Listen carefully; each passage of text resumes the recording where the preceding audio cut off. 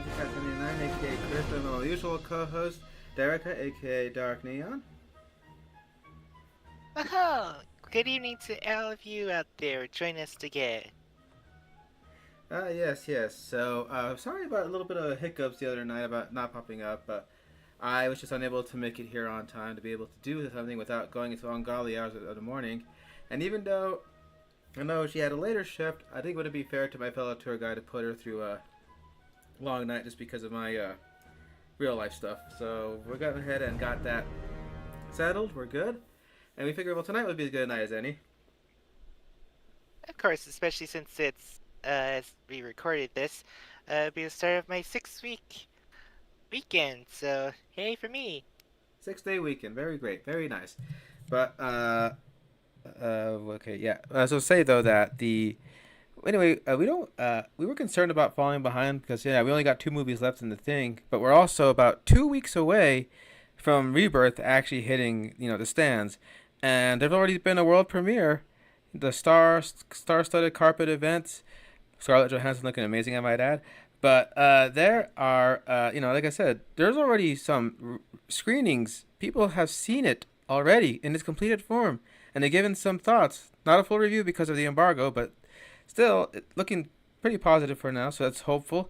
So we want to be sure to get up and ready before Rebirth hits it, which it's already around the corner. I remember when almost a half a year ago, it felt like it was just announced, like, oh, they're going to make a Jurassic Park movie. Oh, it's coming out next summer. Huh. And then we hear things moving along to the point where we say, oh, it's coming out in July. Like, it's just, things started moving at an almost breakneck pace. You would have thought you were watching the opening of Rise of Skywalker with how fast it was. But, definitely got a lot of big hope considering that, I think the Kodak YouTube channel just uploaded a video where they showcased that Gareth Edwards and the crew opted to use Kodak film, like the OG Panavision style, when they're filming this. So it's not going to be digital. It's not going to have the unfortunate side effect of being playing at a TV room in like modern day, where the lights just kind of make the whole screen bleed black and all that, and you barely see anything. No, Yeah. it'll definitely have more defined, warmer colors. So Anyway, hopefully, if this does well, and for goodness sakes, it's the 4th of July weekend, so it better do goddamn well. People might take notice and go, well, shit, maybe we should actually make the art movies look like that too.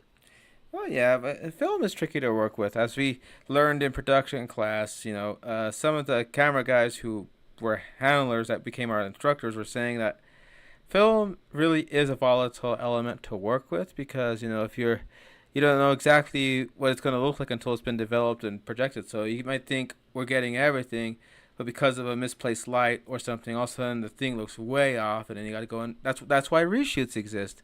It's not just to change a whole movie, but sometimes to pick up what you missed or to correct things that went wrong. I mean, just look at the making of Star Wars about all the stuff that was going on there, where George was even wondering, oh crap, what have I gotten myself into? It was saved in the edit, thankfully, but yeah, film is definitely a roll of the dice, and sometimes you roll really well, or sometimes you get really bad film stock, and your film is just looking like absolute, grainier than a Vietnamese, rice pad. But that's here, neither here or there. But it does look promising with the footage we have seen from Rebirth. But we're not here to talk about Rebirth. No, that's just entirely different. We're how are we gonna classify that trilogy? Because we already have a world trilogy, but we're having another world series of movies, so it's. And well, I just for the time being, we'll just call that the start of the Rebirth trilogy. We're at the world tour trilogy here. Alrighty then. So before we get going on proper, I'm sure our guide has some wonderful safety info to keep in mind while going through this thing, or anything that can happen will. So nobody tries to be a hero. Exactly. And here it is. Could say it out. So, hello and welcome back to Jurassic Tours. This is our very last tour through this sadly doomed Isla Nublar, but not our last tour overall. As such, we are in a very active, very dangerous terrain full of hot ash and hot takes. As always, this is a live podcast where mistakes can and will occur, and we will not have a second go during the duration. Please keep your hands, arms, legs, and heads inside at all times. No flash photography and cell phones. Please have safeties on and do not harm or shoot our dinos.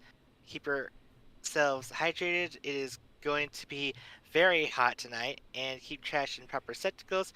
Oh, and do mind your surroundings. With that, we are clear to proceed. Welcome to Jurassic World Fallen Kingdom. Oh yes, and I gotta say right away, right off the bat, this is probably the one of the sequels to where I was kind of warmed up over time. I'm not saying I was against it, but I'm getting ahead into my personal thoughts here. But I'm just saying how Jurassic World, when we heard that was coming, we're like, well, what's this going to be like?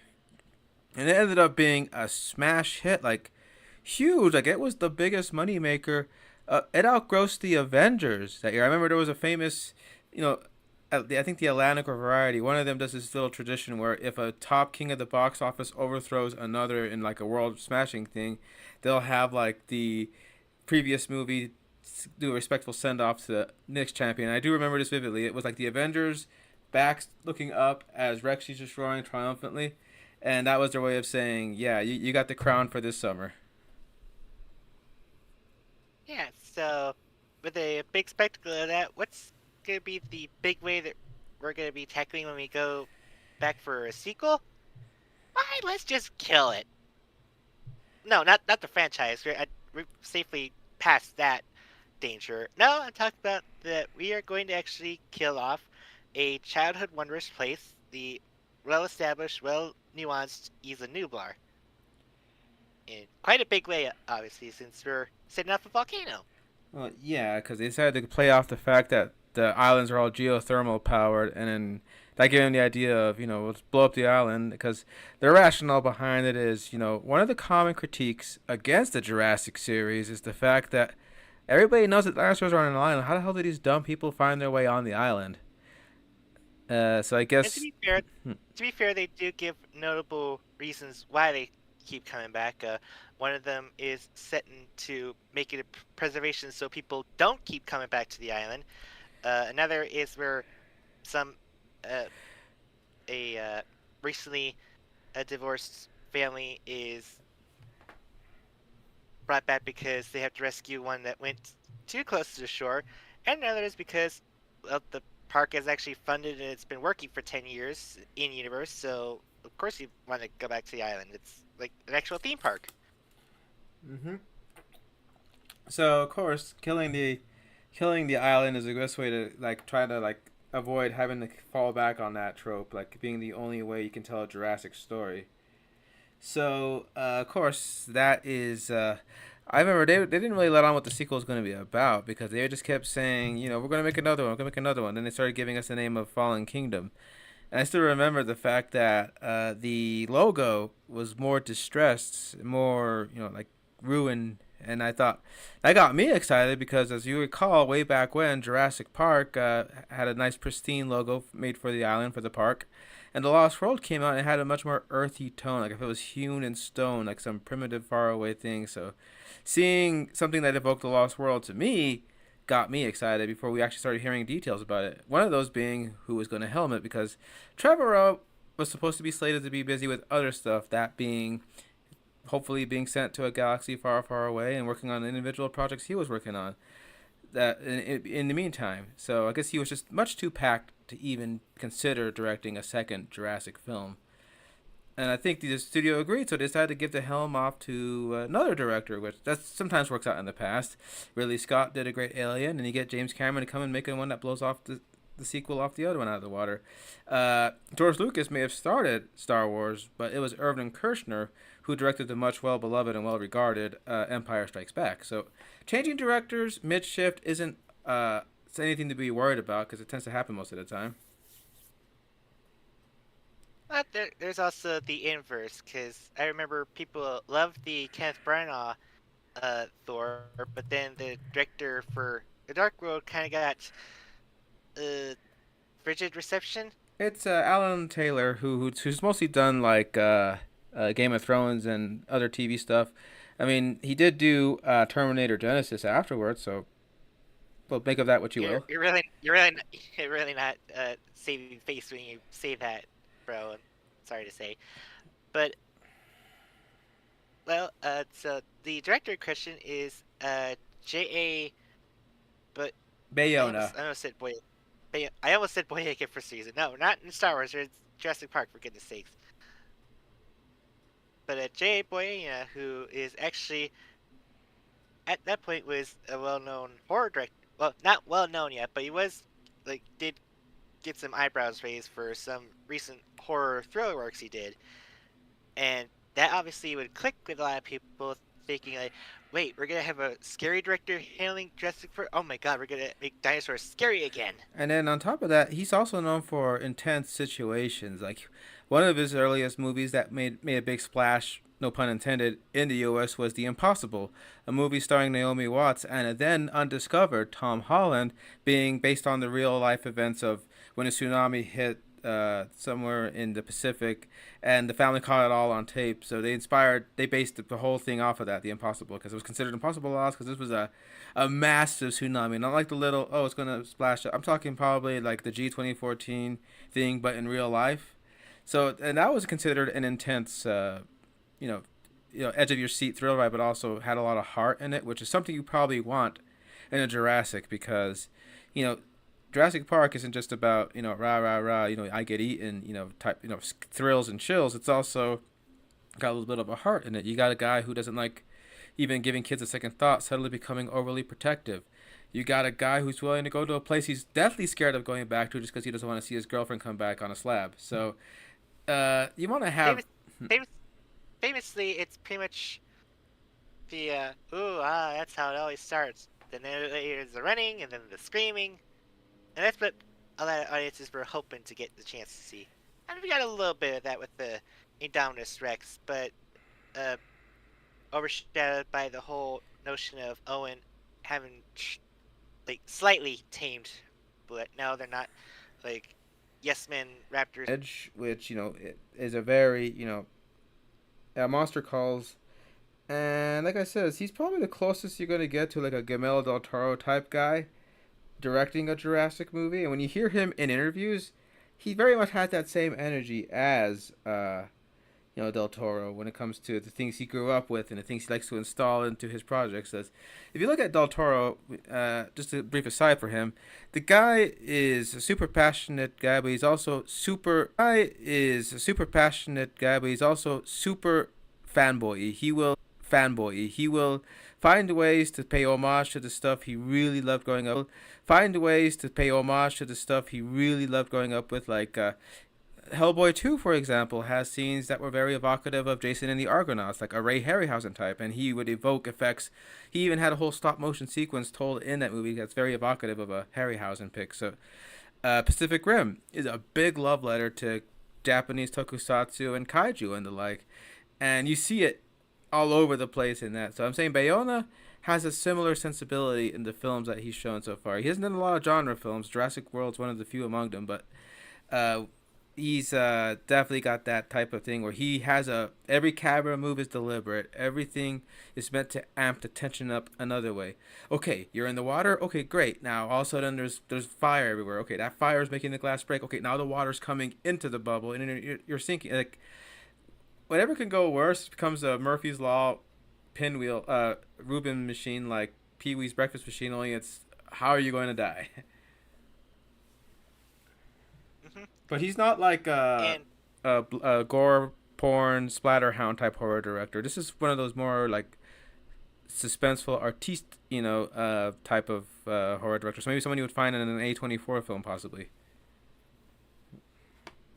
gothic horror, but yeah, to bring up his notable way of doing films, and especially to match with the Guillermo del Toro, there is actually a very much more prominent balance between the practical and digital effects, which we noted. Because unfortunately, it's as good as Jurassic World looks, and it really does look pretty great. There was kind of a little bit of a lack of practical in there.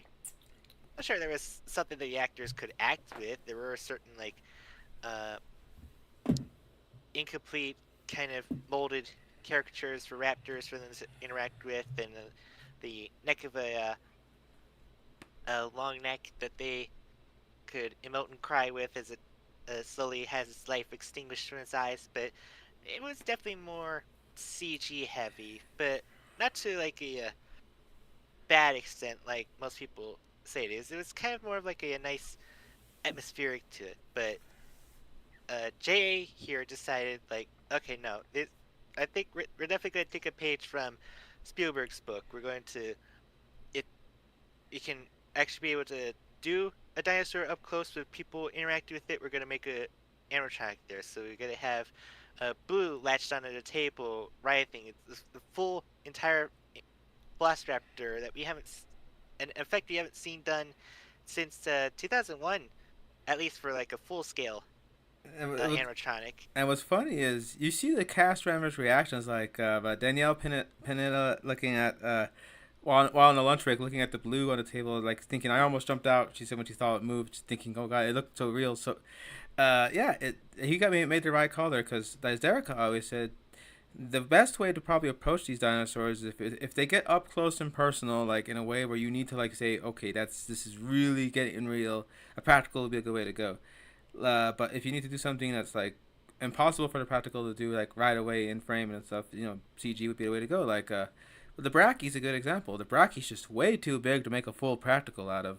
But if you're gonna have them like tug at the tree branch as it's feeding the Brachy, that's a good call for a practical. So JA took that mix. He said, I wanted you to be questioning what is real and what isn't, because he said, I've seen so many movies where you go, oh, that's obviously CG shot. Okay, that's a puppet. He wanted to blend it because he'll actually do both in the same thing. Like you'll have a practical claw of a menacing mutant dinosaur, but with the CGI head making the expressions and a body to do the running, and they will actually be blending within seconds. Like it'll be 1 second the puppet doing the grab versus the whole CG render kind of running, and then back to a practical foot like stepping on someone. So it's like he managed to find a way to like blend the two. And it's not just the dinosaurs that get the practical and CG balance. It's also even just the environment, especially when the island is going through its volcanic meltdown. Oh yeah, There seems like obviously I would assume most people when they saw when like volcanic lava was pouring in, it's like, oh, that's clearly CG. There's no way they're gonna have actors near that. So they actually managed to make uh what's it called, like oh, what's the effect? I always usually see it whenever I go to like theme parks where they have like night shows, but it's always like a water fire where it's like huge streams of liquid that ignites with fire, but upside down, so that they have like streams of fire that goes down to affect like uh, hot glowing lava yeah, pouring it's down into like an enclosed bunker. yeah, it's very effective. Like they made sure to do things to make people really feel it. Like when they put them inside a tank for when like they're going to be sinking the gyrosphere, and it does feel like okay, the water. It's been a while since we've seen a water stunt that huge done in like inside like stuff like say James Cameron's Titanic or after this movie we see stuff like I know I just said Titanic, but after that we got Avatar: The Way of Water having a super extensive water tank scene, but done with CG characters. So, but I'm saying up until that point, it's been a while since we've seen a stunt that major done on a water tank. Like the one that comes to mind for me personally is Alien Resurrection, when they actually swam in a big enclosure that looked like a dead kitchen, and then they had CGI Zeno swimming after them. But yeah, they found a way to like make sure you feel it in this movie. Like they built a set to look like a rooftop for a tenuous scene involving running a wet surface with the potential to fall off. So obviously it's at a more controlled environment where it's not at a height depth where you're going to say here lies Chris Pratt because he took a wrong slip. Oh, and speaking of Chris Pratt, he was adamant to. So there's always this notion where people have like, okay, so there's a stunt person there, then they dive away, and then up here's the real actor. Oh, it's clearly it's the same guy. It's like, but Chris always felt like I really don't want people to think that. So there's a little escape scene where he has to jump away from the jaws of T-Rex, said jaws being actual green screen. What's it's kind of like a green wrapped around effect that he could actually jump through. Because obviously, if we jump to the actual animatronic of the T-Rex, that would be painful. He would either hurt So himself or break a very expensive animatronic. We can't have neither. okay, but still, the effect is still there for him to jump away from, and he kept doing take after take, and he would always keep coming, diving down on the camera. It's like, no, no, I gotta do this. And the last take that did make to the film kind of cost him his elbow after he hit it against the door. But hey, the effect works. You can definitely tell it's still him in that seamless shot. So It works. So, like I said, they you have them running from an imaginary volcano, but they have actual explosives on the ground to give the effect of pyroclastic bombs falling from the sky. Like you'll see Justice Smith and Chris Pratt running, and a barrel next to them will suddenly just go kaboom, like at a safe distance so that they don't actually get scorched, but enough for you to go like, oh crap, they almost got hit there. and not only that, but of course you have the great set work where of course once again we're back in Hawaii, and right, Jonesy only just realized that they actually kind of mark spots where they film Jurassic Park movies across the history across Hawaii. But of course, Hawaii would be proud to say, "Oh yeah, here's the spot where the first Jurassic Park was filmed. Here's where the second one was filmed. Here's where the third, etc., etc." But yeah, And of course, he did say one of these days he wants to go there, and I wouldn't blame him. But it is kind of touching that they would at least come back to Hawaii for this, because at the time you thought this would be the last time to see Hawaii being the location shot for the Jurassic movies. Thank God for Rebirth, saying like, no, no, no, let's bring Hawaii back. There's no other island like Hawaii. I Just think they film a did, dinosaur island. and they filmed a lot of other stuff in Thailand too. Hmm. Yeah, carry on. And then of course there's the gothic, kind of gothic dark house kind of set with the Lockwood Manor and the underside bunker basement with the labs and the spinning rooms and the uh, dinosaur close-in captures. Yeah, and the thing is that because Bayona said that in these movies, every time you do a sequel, you always got to go bigger and bigger and bigger, even more dinosaurs fighting. I know you're gonna have a dino war by the end. So I think he said he wanted to go more intimate, more smaller scale. That the stakes are more personal. So it does work in this case. Otherwise, you'd have to say, well, we got to make an even super mega bigger super duper hybrid, uh, and we got to have 20 dinosaurs try to ride at it limb from limb if you want to like try to top the last fight. Yeah. Speaking of, so yes, this is going to be a movie where it does kind of feel like there's two different vibes going on, where we have half of it being like the typical Jurassic Park jungle, like run for your life, we're away from civilization, surrounded by dinosaurs and danger type movie. But then the other half is kind of like, again, like a classic dark house movie where you have like a huge ethereal gothic interiors and exteriors and the stormy nights and all that kind of nightmare goodness that you find in universal horror movies, funny enough. Yeah, I mean, when we get to the certain dinosaur in particular, there's a scene where once Bayona explained the inspiration, it clicked before he even actually showed the footage. And once he showed the footage, I going, oh my god, that is like such a big, homage. But we'll get to that when we get to that. But yeah, and people, and I remember, the first advertising had no hint we were even getting off the island. Or there was gonna be hybrids involved. The first ever preview just showed them talking about how you want to get dinosaurs off an island that's gonna explode, and it ends with the whole volcano. So we're wondering, and they're telling us. So at first you think, oh, the whole movie's going to be them trying to get off the island before the volcano explodes. No, and you find out that's just the halfway point. When the second trailer showed you that there's even more involved, and you even see like interiors inside a hall, and you're like, okay. In a This is child's bedroom, notably. yeah. I remember one of the And Super people Bowl. go like, are these the same? Is this the same movie?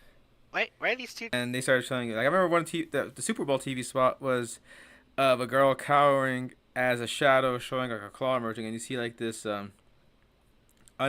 inhuman looking, almost alien jaws coming into frame, and you're going, oh, this is gonna be crazy.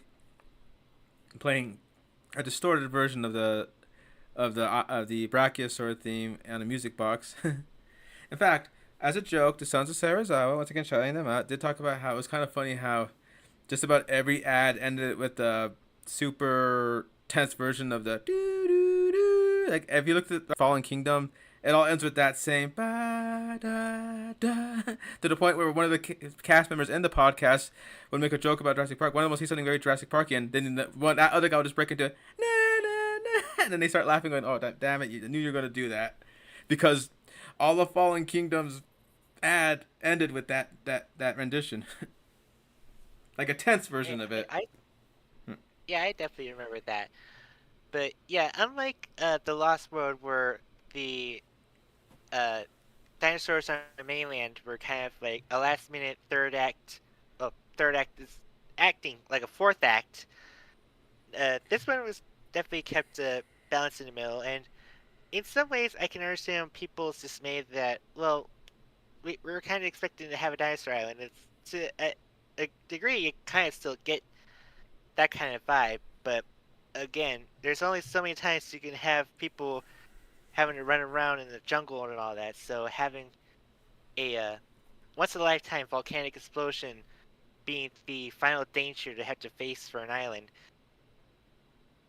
kind of cap off for that part, and then having dinosaurs be kind of be forced into like a very small, close and close Enclosure. space. There's a lot of scenes where dinosaurs are close enclosures. Not even just the manor, even on the boat where you have a T Rex in a uh, Par- shipping cage.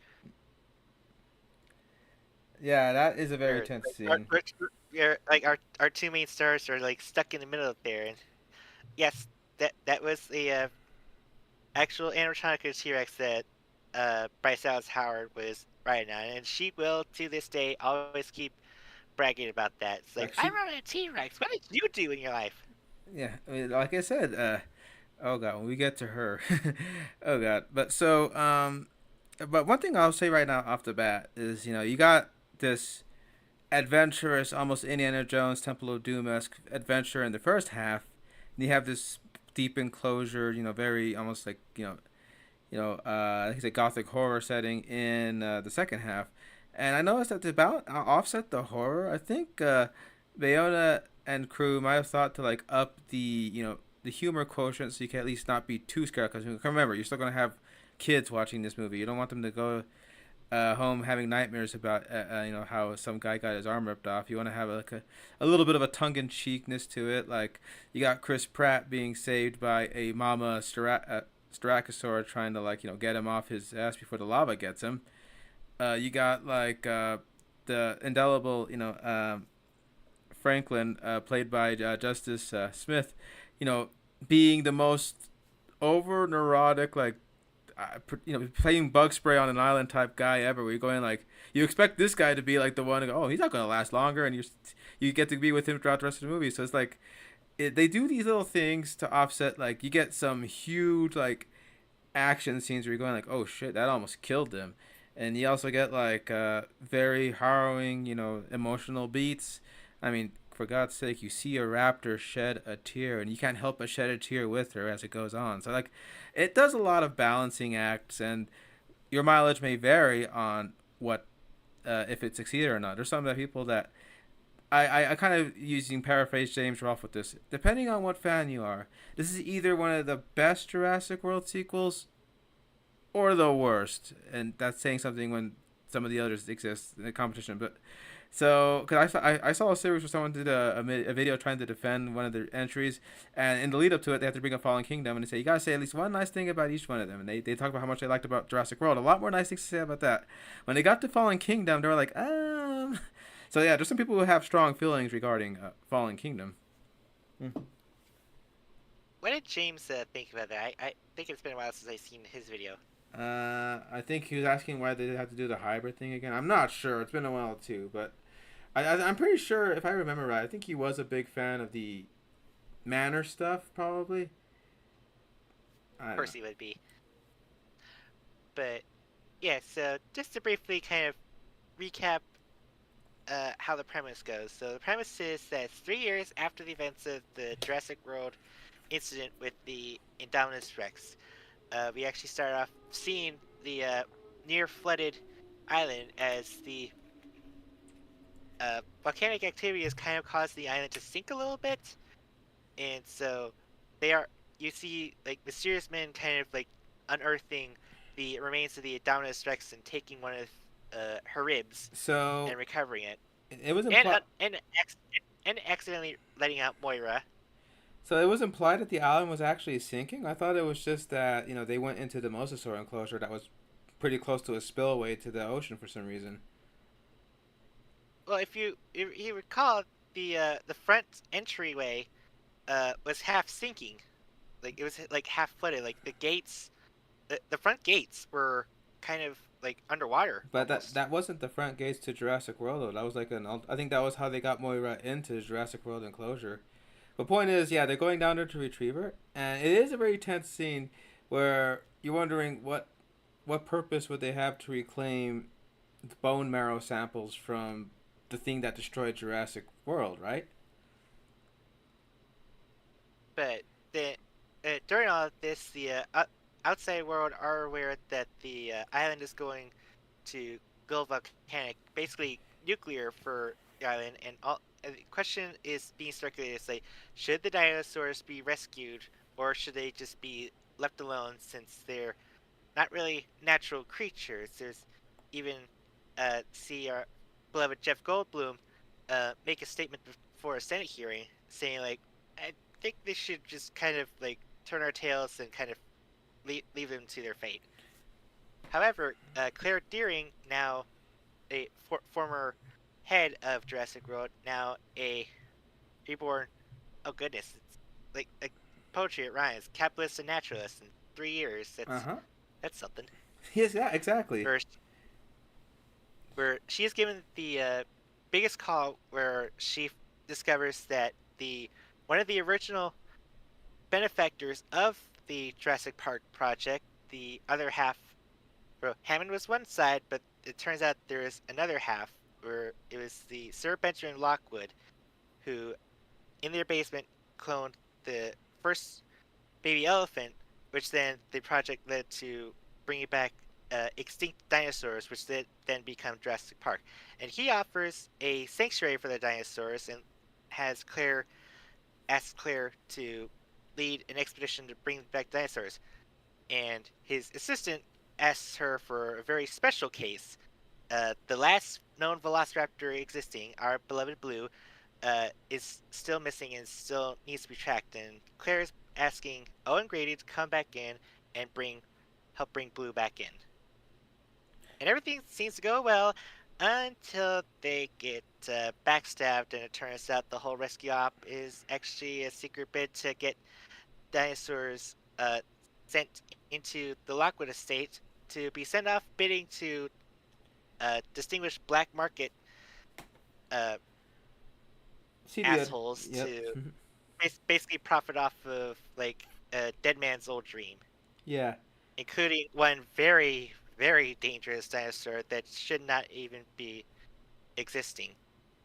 So yes, that is a short premise where it's like, I couldn't help but quote Predator. You set us up. It's all bullshit, all of it, and that makes some fans question if the sanctuary even was real. I like to think that it was, and poor Lockwood just was not aware that his own assistant would be a backstabber. But it's just like, yeah, I think all that would be sharper if the advertising didn't say up front it was all a lie. I actually looking back at it again, I'm surprised how much of the movie was revealed in the advertising. I mean, it's not as bad Well, as Genesis. Nothing will ever be as bad as that. But God, yeah, fucking, what the hell were you thinking? Um, Wait, which is Paramount? yes, Oh, that's Paramount's dark days. Now they've kind of sobered up a little bit these days. yeah. So anyway, but yeah, so that's the premise: is that yeah, our friends have to get the animals off the island to explode, and apparently, Mills and the rest didn't get Jeff Goldblum's memo from the Lost World, taking dinosaurs off That this taking island. dinosaurs off the island is the worst idea in a long, sad history of bad ideas. Yeah, I guess they I mean, didn't. to be fair, the idea was to get the dinosaurs off the island, but it was the notion was to get them to a different island so that they could just live off in peace and And of kind of course, continue Hammond's wish of letting nature take its course. if you're like someone like say Clayton Fioriti, we all have one question that keeps ringing in the back of these. What about Sorna? uh, So there is some behind the scenes. Okay, actually, first of all, can I just say that I really love the marketing during Fallen Kingdom because they were and all that was to clearly answer is like yes, Jurassic Parks 1 to 3 did happen, and then Jurassic World happened, and have their enclosures and all that. yeah, Am I ballparking right? Or am I a little bit off? yeah, and that was a wonderful site. I think it was the Dino Preservation Society (DPS). So that's the organization that Claire heads, and I think Franklin was a designer for that, and Zia was also one taking calls for it. So yeah, like I said, there was a little bit of lore cleanup in there, and not even Dominion had a as extensive marketing site like Fallen Kingdom did. And like I said, again, Because all they needed was to say like, "Hey, remember your classic heroes from your childhood? Well, they're back, and they're gonna be joining our newer cast." And that's literally it. That's all they had to do, get people in the seats, apparently. I know they had a few things where they would show little YouTube shorts or something that shows like people in the wild like finding dinosaur Oh, encounter. oh yeah, the Battle of the Big Rock. I think that was like their big marketing Oh no, push. not The not not prologue. not just that, but there was like YouTube shorts, like actual like little like 10-second things showing. Oh, here's a person who was taking a lunch break and they saw a Parasaurolophus out in the thing, or oh look, this guy was hiding from a T-Rex behind a storage container, that kind of thing. I don't think I've actually seen any of those. But I yeah, have to look this up after. but again, if you want extensive breakdowns on all of those, I highly recommend. Again, we keep saying his name, but that Jurassic Park YouTuber Clayton Fioriti is definitely a guy you would probably check out to see more info and his deep dives into that. And again, also that is a guy who's probably the biggest Lost World fan I know on the planet, probably rivaling even guys like Nick or myself. That I'd say, yeah, I think he knows his stuff when he's talking about what happened to Sorna and stuff. And until something official retcons that, I guess we're gonna have to go off the DPS sites as evidence for what happened in this universe for it to make sense. Because I'm sure people are going, well, why don't you just put them all on Sorna? And they'll say, well, Sorna's kind of compromised, I guess. I mean, we saw what happened in Jurassic Park 3. For all we know, maybe Spiny did cause an extinction level event on Sorna to the point where they said, we gotta get all our attractions off of Sorna before the Spinosaurus ends up eating them all. Yikes, that's kind of scary. But yeah, so it's essentially kind of reusing a little bit of the Lost World notion, but to a bigger extent. Whereas before it's like, oh, let's just help preserve dinosaurs and keep uh, the poachers from taking them. This is the case where okay, the poachers actually did take the dinosaurs off the island, and so how are we gonna handle that? So, It's kind of funny. It's kind of funny. We kind of compare this to the Lost World. In fact, when they announced the title, personally, I thought it's like, oh, that's kind of like a pretty mirroring statement. It's like something survived in the Lost World, and the in here it's the island is gone, hence the Fallen Kingdom. First, I'm kind of a little bit of half mind. It's like they should have called it the Fallen Kingdom Jurassic World, but I guess Jurassic World had a much bigger branding hit than doing the backwards if I remember, subtitle. people that was one of the questions the Sons of Sarah asked was why is it called the Fallen Kingdom? And it's not that the dinosaur kingdom is fallen. No, that's happening. No, I think it's the implication that our reign, our dominion over this earth is what's going to be challenged, and that's why they call it that. That's why I think the next one was called Dominion in response. But that's the idea behind that. So, um, It could also it could also be because the last of the original innovators of Jurassic Park to Jurassic World, Benjamin Lockwood, would end up ceasing to be, and so with that goes with the dream, and everything kind of goes more chaotic than usual. what's funny is before we could decide to call it the park is gone, which I think is just a good way to call it.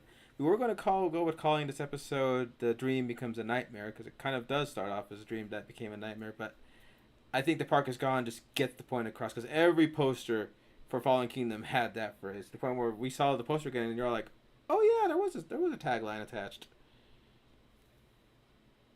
And it does kind of hit a little bit harder because the last movie I did get the Jurassic Park movie I always wanted to see. I wanted to see like, okay, what if the park actually succeeded? What if like Nedry didn't like futz around? They got better funding. They got the tours running. I want to see this dream that Hammond had come to being, and we saw that. And then now the incident happened, and now like there's no chance of actually even trying to fix that anymore. Now the park is definitely being taken away from us completely, like as if it's like washed away by the hand of God. Yeah, and or as Ian would say, God is not part of the equation here, Senator. With all due respect. But so I think we have enough to start breaking down. I mean, so it's admirable to see them try to say, okay, we're going to give you this, but we're also going to just surprise the hell out of you. It's not subverting for subverting expectations' sake. It really is like, they're trying to break themselves free of this repetitive formula, which is kind of funny that whether they succeed or not, well, your mileage may vary. So, to the point where they go, the concept is like Thanos saying, in the end, you couldn't live with your failure, and where did that bring you? Back to me. But we'll see. So let's go ahead and start breaking down our cast, and let's start with, since we mentioned him already, the ever lovable Chris Pratt. Which again, the guy just seems like such a consummate professional, but also all around goofball that I think you'd have to have very personal reasons for why you'd have beef with this guy. Like if I don't know, did he cut you off in parking or ran over your puppy by accident without realizing it? But the point is though, the guy looks like he's having a ball in this movie. Like you see the behind the scenes in between takes, the guy is just electric. He's always joking. He's always like upping and pumping his co-stars and all that. He, he's just a guy. It's like it makes you kind of forget that he's like a big actor that people are apparently sick and tired of seeing. But then again, when when is there an actor that people are so sick and tired of seeing at a point, but then later on they just can't get enough of them? I remember there was a distinct point where people were sick to death of Keanu Reeves, of all Yeah, I people. remember. And then But nowadays, like if his name ever pops up, people are like, "I'm in. Give me the ticket. I will be there day one. I want to see him the right guy there, right now." the guy was a mystical tumbleweed in SpongeBob. Like people wanted to pay SpongeBob to see that. Yeah. So yeah, you're right though. But Chris Pratt really does have a big brother energy. What's funny is that I talk about how he played it super straight and serious with Owen with a little bit of charm, like very Harrison Ford in Raiders of the Lost Ark. I think he's more like Harrison Ford in Temple of Doom or Last Crusade with the way he plays Owen in this one, if that makes sense. Where he's kind of got like a little bit of chill and a little bit of uh stern quality, but in the end, he's actually just kind of a big softy and kind of a little bit of a dork. Yes, that's a good way to describe it because what's funny is he tries to blow off the idea that the island could explode as like, well, yeah, let it happen. Like he's like trying not to let it get to him, but when Claire has to bring up his personal connection to Blue, he has to have second thoughts. That's the only thing that got him to go back on the island because he's thinking, look, we did our part, we survived the park, it fell apart. We're sorry, things are going down this way. But when she has a chance that hey, that the one baby raptor you raised has a chance of being saved, are you really going to just let it fly by? He plays it off of like, well, yeah, it's not my pet or anything like that, but you can tell deep down he still has an affection for his connection with Blue and everyone that he can't just let this go along. Plus, I think he also has to. He probably doesn't say it, but he has a protectiveness for Claire because he probably knows how stubborn she is. That whether he said yes or no, he knew she was going to go to the island, and I'm sure he's thinking if the island blows up and anything happened to Claire, he'd probably be kicking himself 10 times over if anything like that happened. Hmm. Also, apparently they had it And on and off, but apparently it was off by the time we start the movie, which Claire laughs off by thinking that did Owen break up with her, and she said, "No, you told me to leave." Like, no, like the joke is that she broke up with him, but he says, "No, no, no, no, no, I broke up with you." It's kind of a funny back and forth thing, but deep down they're still really hook up with each other. to the point where when they reunite, when he's building his uh shack in I forget which state, but he's like all the first day see is not like talk to her like, oh, mysterious, like, oh hey, to and you know, if any relationship, if you say, oh hey, it's not a bad fallout thing. It's kind of more of like a well, we just survived dinosaurs. Now we're gonna do. Exactly. And what's funny is that he had just been in Infinity War a few months earlier, so it's kind of funny to see him disappear from Infinity War. If you know how that goes, spoilers for a movie that probably everybody's seen. But to see him gone in that, and then you see him pop up in Jurassic World, it's like, oh, so that's where he ended up. I mean, he looks at the camera, he's like, oh, back for more. It's almost like Chris Pratt himself was making it. I was like, yeah, I know you just saw me in a Marvel movie, but here I am again. You get double the Chris Pratt, double the summer. And Owen definitely got to a lot more action in this one, especially during the third act where he has to handle dealing with a bunch of mercs and security and all that.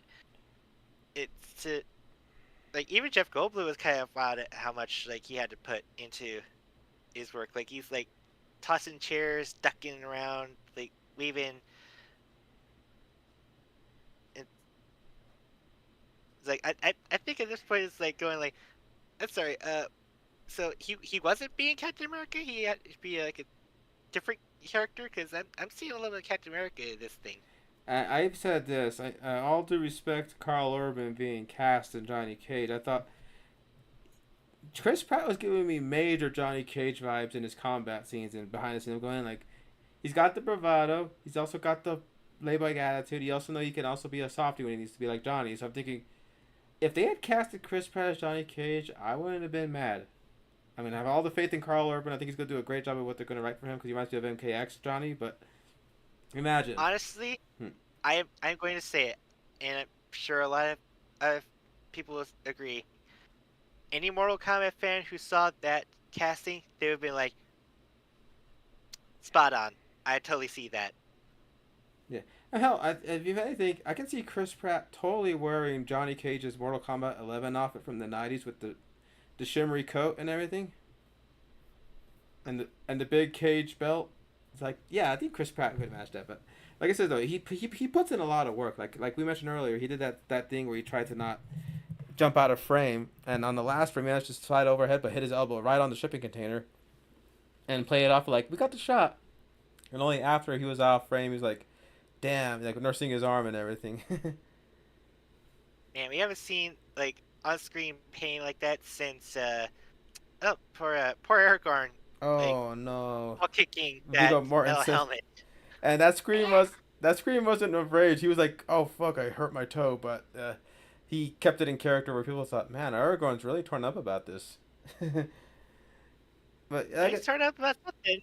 More yeah, about turning up his ingrown toenail that he's got to care for now.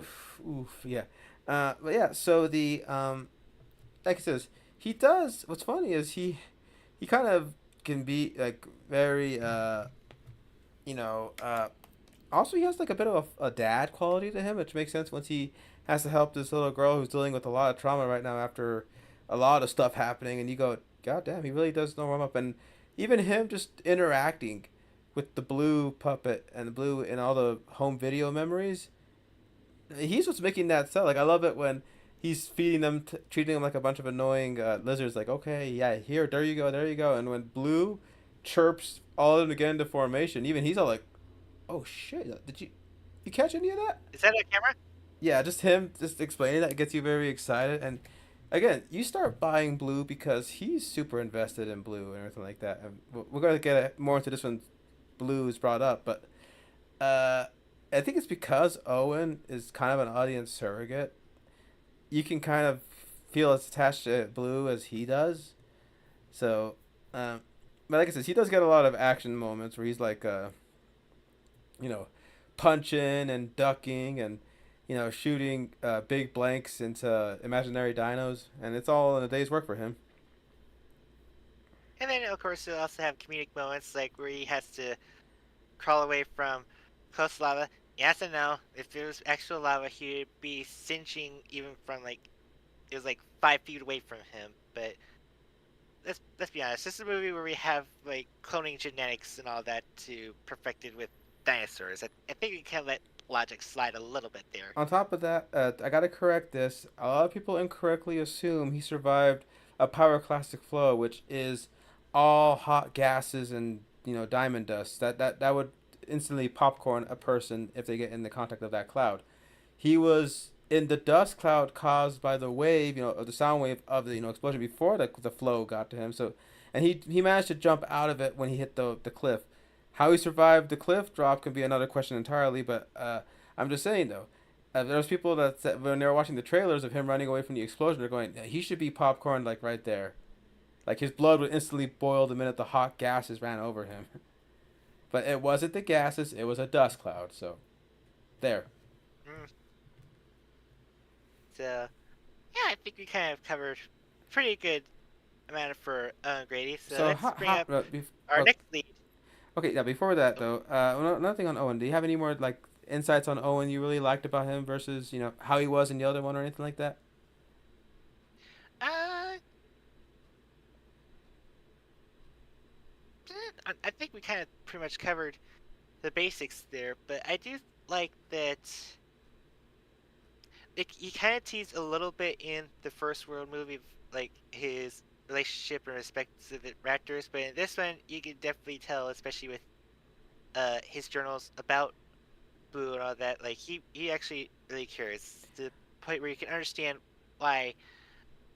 Um, because I'm pretty sure the first world movie, there were some people that say, okay, why in God's name would someone want to be hired to help train or tame velociraptors? Like that, if something goes wrong, it's gonna go wrong very, very horribly. Like you would not pay me anything to do that. And Owen here shows like exactly why he kept going forward with it, because he saw potential. He saw like, hey, this it sounds crazy, it sounds completely insane, but it sounds very, very possible. Each and every day I'm here and I see this little creature blue just looking at me with like care and awe. And I'm pretty sure it's what inspired you to make the AU Blue treat Owen as like a daddy figure, and in turn, the rest of the Raptor girls did the same. Yeah, it was basically this movie where it's like, okay, I can't take do this. I gotta like, okay, well actually it Fallen King is where the idea came in, but the hype for Dominion is like, okay, I gotta put it on paper. I can't have this anymore. I gotta get it out of my mind before it cracks me. Yeah, she did a very cute Happy Father's Day picture with the Raptor squad as Dino Girls with Owen, based off the tapes. So that was sweet. All right, so okay, we talked about Owen. Go ahead and introduce our next guest. So our next lead is back from Jurassic World, the Bryce Dallas Howard as Claire Deering, who, as I said before, went from capitalist actress in 3 years. As instead of being the head of Jurassic World, now she is in the hustle and bustle of uh, giving rights to extinct animals. Is the what was it? The Dinosaur Protection Society, Service yeah. Society. Yeah, Dino Preservation Society, yeah. and yeah, it's so. A lot of people say that Owen is kind of more like, okay, he's kind of like the typical action hero. It's like doesn't have that much of a change or story arc, but there's some hints and notions here and there, kind of like an Indiana Jones movie. But Claire is the one where she's got the story arc, and this is her middle chapter where she's gonna be facing. She already faced the big hurdle of seeing these dinosaurs as living, breathing things and understanding uh, feelings and bonds are very important. And here she's definitely gonna be facing a much bigger hurdle of should these dinosaurs be saved, or if they're a threat to humanity, should they have to kind of face the judgment of fate if this is like the next extinction age? Yeah, and like it says, it's like you could argue it could be partly motivated by atonement for how she treated these animals as nothing but numbers on a spreadsheet to now seeing them as something that needs to be saved. Like it could be either to clean up her own image or to soothe her own guilt and conscience of like I pretty much was responsible for these animals, and now I'm what am I gonna do? Let them die? Like she is like she's really involved in the mission. In fact, I think that's why she was the link needed for Mills to get this whole fiasco going because he needed Owen and everything. So she was the key to that. And she gets put to the ringer. So in terms of like going through water and fire and stone and everything like that. So before we go any further, as you all well know, I consider myself a very reasonable guy with tremendous respect for women and their standards of beauty and all the like. You know, they everyone is beautiful in their own way, and you know they're more than just pretty objects to look at. Now, Aw, very sweet. that being said, oh my gosh, why is Bryce Dallas Howard so damn hot in this movie? Like she's glowing. Like, ask her. Anytime we were watching the behind the scenes and I would just see Bryce pop up in that green and brown getup, you were like, God, I thought you were into her before, but wow. Down boy. Yes, yeah, or that little famous meme with the pointing down. But yeah, like I said, she just I don't know. I think she probably had a kid in between movies, and when she did this one again, she kind of had a little bit more of a curvature to her. She's more pear shaped, but not in like a. Okay, I don't know what I'm trying to get at here, but point is though, she somehow looks even more amazing, and she's running around in like action gear and stuff. It's like, wow, it is illegal how pretty she almost looks at scenes in this movie. And But every other scene, she's like, oh, well, she's like on the rooftop of a mansion, banging a gun on a metal grate to distract a dinosaur, or literally like free straddling on the back of a T-Rex. oh yes, I know the behind the scenes she'll keep bragging about it. It's like, I'm on a T-Rex. Your argument is invalid. yeah, and oh my gosh, like and she just has energy. Like you see her behind the scenes as talk about like today we're gonna do this and that. It's like she's. I thought Chris Pratt had the energy. She helped match and carry it. So to quote Deadpool, her crazy matched his crazy to really make the two really believable. And it's funny she is held to task for her role in the previous movies. Like when she's trying to cite that someone for exploiting these animals for money, they shoot back. You're the one who actually signed the creation of the Indominus Rex, which started this whole snowball rolling. So who like I'm sure Simon actually signed it, but because he's dead, I think the buck falls onto who was in charge of the park at that time. In that case, it was Claire.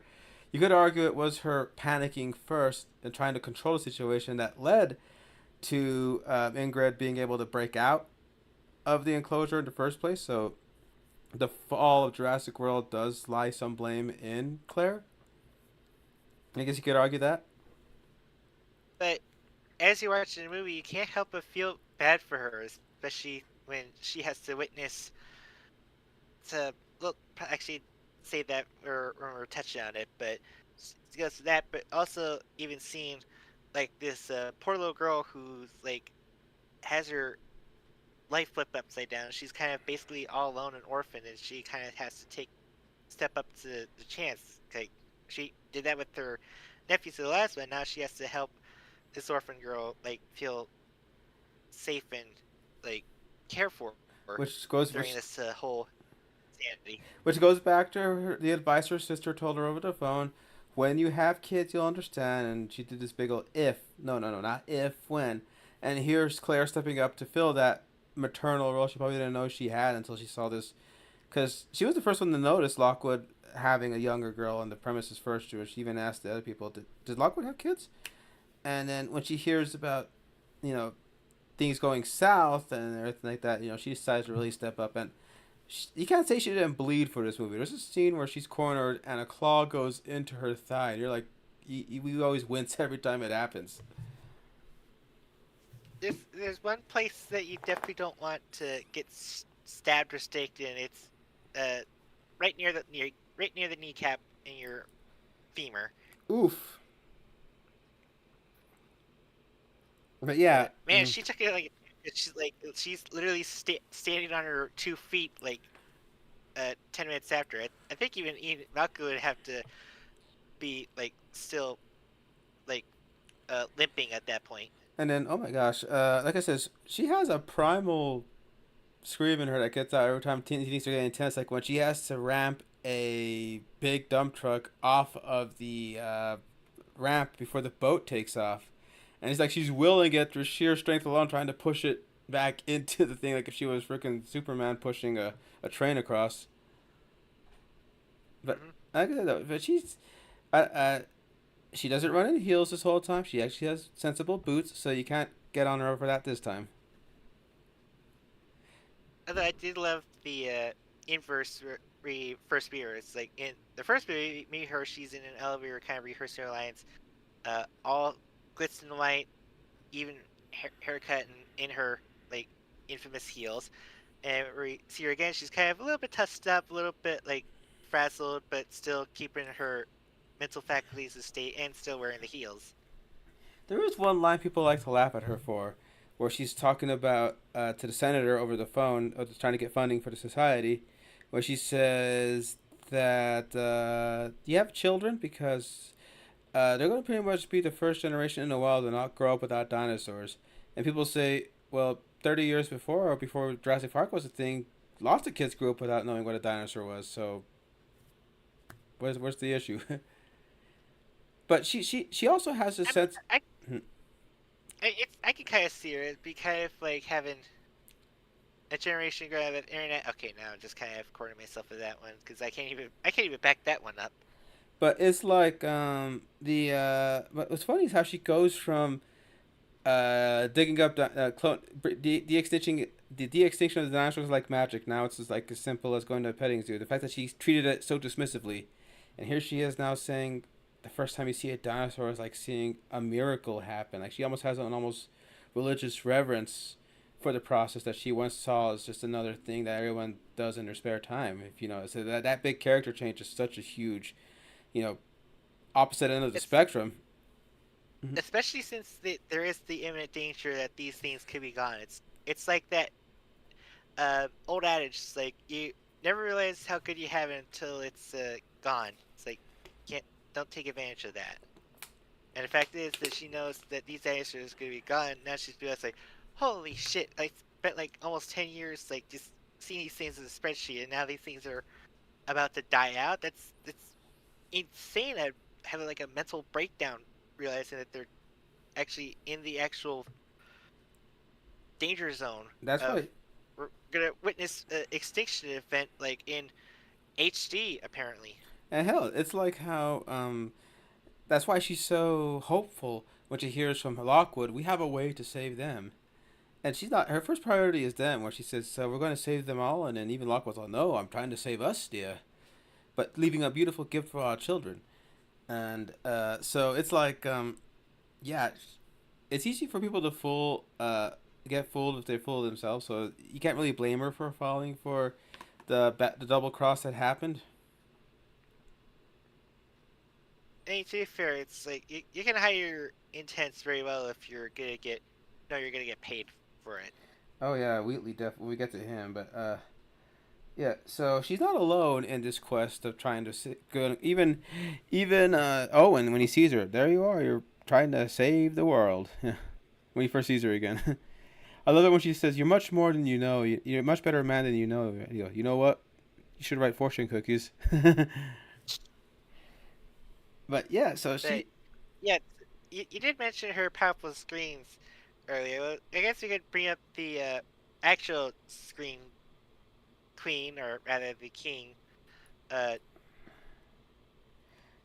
Franklin Webb, played by Justice Smith. Oh god. Or this character definitely peeved some people off, but when we watched it, you're like, it's not that terrible. I'm just going honestly. If we were on the island, we'd probably be either a Tim or a Franklin. Like I think I can say without a doubt I'd probably be a Franklin guy saying, okay, why am I on an island about to explode while there's a giant baryonyx trying to snap my ass? I'd be the same question of why the hell am I here? He does make for a great everyman. Like he appears later in Detective Pikachu and did a great job capturing a late bloomer Pokemon trainer in that one. So, but Jurassic World was like his first big like break from small stuff to like, hey, look at that guy. And I could see why And someone to, consider. and to quickly on aside, especially for his big break. there's actually a feature in the Blu-ray where me and Josie just kind of like smiled and nod, where like it's like They wrapped up. behind the scenes he decided to like give a little impromptu ukulele song to the cast of thanking them for being on this crazy assed up adventure.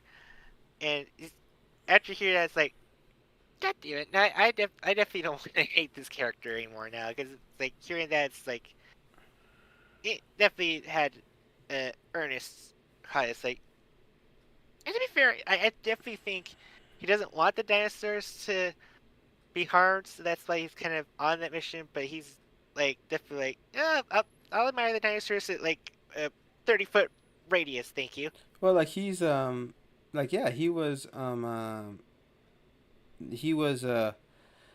brought in just to design the website and do a summer job. He even told his dad, like, get a job. He said it'd be great. He said, and they tell him you're gonna go ahead, and he's got like a lot of things that you question, like if we come to this island, will we be eaten by a T Rex? Like, is a T Rex dead by now? That kind of stuff. He's like he says, he has questions that yeah, they sound stupid, but they make sense when you think about the situation he's walking into.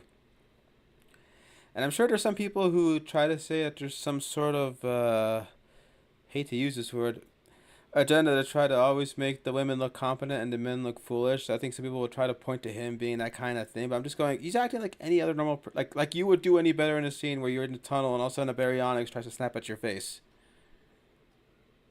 While lava's pouring in that very same bunker. And then, like I said though, he just he just gets more lovable the more it goes on, and he does grow up here a bit. Like he's the one that has to incapacitate a few mercs when he has to go save Zia later. And he does treat his job seriously, where he's like trying to like open up ventilations or be a computer guy for them. Like I'm tracking the dinosaur coming here. Like he does take it seriously. It's like playing a very expensive video game where you know the stakes are losing if lava touches you. So I think he does sell that job pretty well, and if anything, he's kind of like a another mixture of Ian Malcolm with maybe I just realized that I was watching it. He's a That realization was of the Arby character from the Lost World book. that was the character you were talking about. I was stuck. Apparently, that character's named after a restaurant. I had to keep remembering that. Yeah, But because yeah, as you remember, I mentioned Arby was the computer nerd that went along with Kelly Malcolm on the book, and the book makes a point to point out says unlike Kelly who was white, Arby was black. But like it says, and the thing is that he ends up saving the day, finding he basically pulls the Lex role and an important part that needed a computer system in the Lost World book. And I'm seeing him being technical stuff and also being the guy who's saying I shouldn't be here because even Arby's telling Kelly we shouldn't be here most of the time when they're getting on the high hide and stuff. So I'm looking at going, oh my gosh, I think it wasn't intentional or not, but Franklin does have traits of the Arby character from the novel in it. So that's why I was like, as we were watching it, I just say out loud to Derek, oh shit, he's Arby.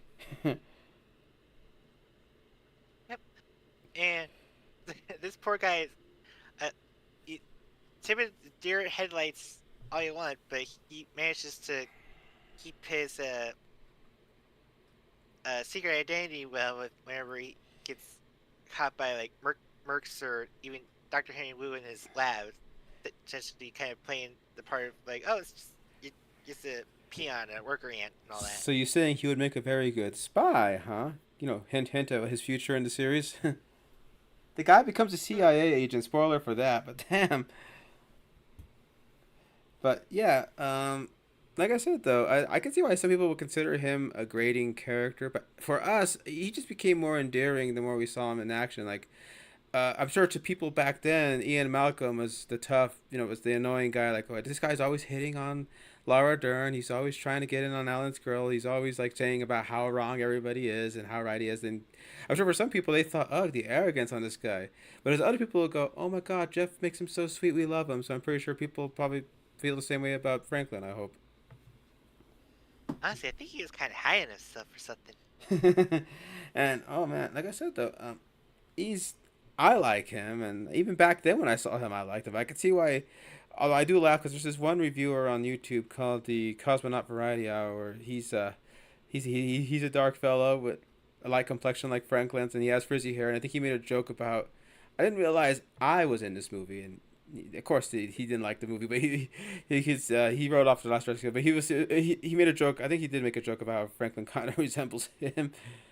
But yeah, so he's Franklin is not alone on this too. We also got this my second favorite character in this movie besides Bryce. We have Zia Rodriguez played by Daniela Pineda, and uh, what God, where do I start with her? She's basically a lot more got that zesty spice in her more than Claire does. If you told me she was Where she literally will walk up to a mercenary, pull out one of his ammo, just hold it up to him, and then just reinsert it back in with a nice little like stern pat. on top of that, if you told me she was a yellow Power Ranger, I would have believed you. She has kind of like a little more like edge, although I personally I kind of like the movie one we eventually got, which I'm still sad that they never went through with that sequel, but I'm who just saying knows? that. Maybe they'll try Well, another years like and stuff. I don't know about Clara or Owen, but for sure, if you had that one guy that does those unusual suspects doing a Power Rangers opening for Jurassic World Fallen Kingdom, Zia and Franklin would definitely be Power Rangers on that team, blue and yellow respectively. But oh my god, like I said, so she plays her as someone who never actually got a chance to see a dinosaur. She even makes a joke about how not everybody could save enough of their savings funds to even get a ticket to Jurassic World, which, okay. Simon Maserani, you did well intentioned to bring John Hammond's dream, but remember what he said to Gennaro. This place was not only meant to cater to only the super rich, so I guess he is some of those people that slipped through the cracks of not being able to actually go to Jurassic World. And so it's a big emotional moment for her when Claire asked her to come to the island as a veterinary assistant because she has a degree in paleo veterinary science, basically, but she never actually had a chance to put practice into it. So here she So is. she basically got schooled in the same class as uh, Sarah Harding. I guess so. Like she does, yeah. So she like veterinary skills on a You know what would be really cool if turns out Zia was actually a student under Sarah Harding. yeah, that would be cool. But yeah, so the thing is that she does have this strong emotional moment when they actually see a dinosaur on the island for the first time, and her first dinosaur is our first dinosaur. She gets to see a brachiosaur for the first time, and she even has a strong moment where she tells Claire, "I never really thought I'd be able to see one," and the way she sells that is great. But she again, like Derek mentioned, she does get in the face of the big white hunters who think, "Oh, we know what we're doing here." She says, "You got stuff that could put this thing into cardiac arrest if you don't use the right dosage." And like once again tells Sin to back off when like one of them accidentally shoots Blue uh in a fatal wound spot, and she says she's losing blood. You touch me, your little prize dies out. Yeah. And oh my god, like I said, and so wait, she stood up to everybody no problem to the point where uh, one of them does remark, "Oh my god, what a nasty woman that one is," which I had to mention was a popular line during a political debate between two candidates. We don't have to go into that now, given the nightmare we're living now. But I'm just saying, I don't know if that was Well, I don't meant. know. We might actually touch on that more than you think.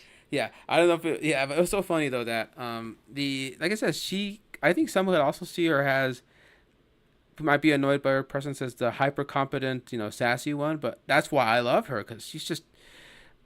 I'm trying to think of if there's any equivalent to her in the previous centuries, and I can say no because, if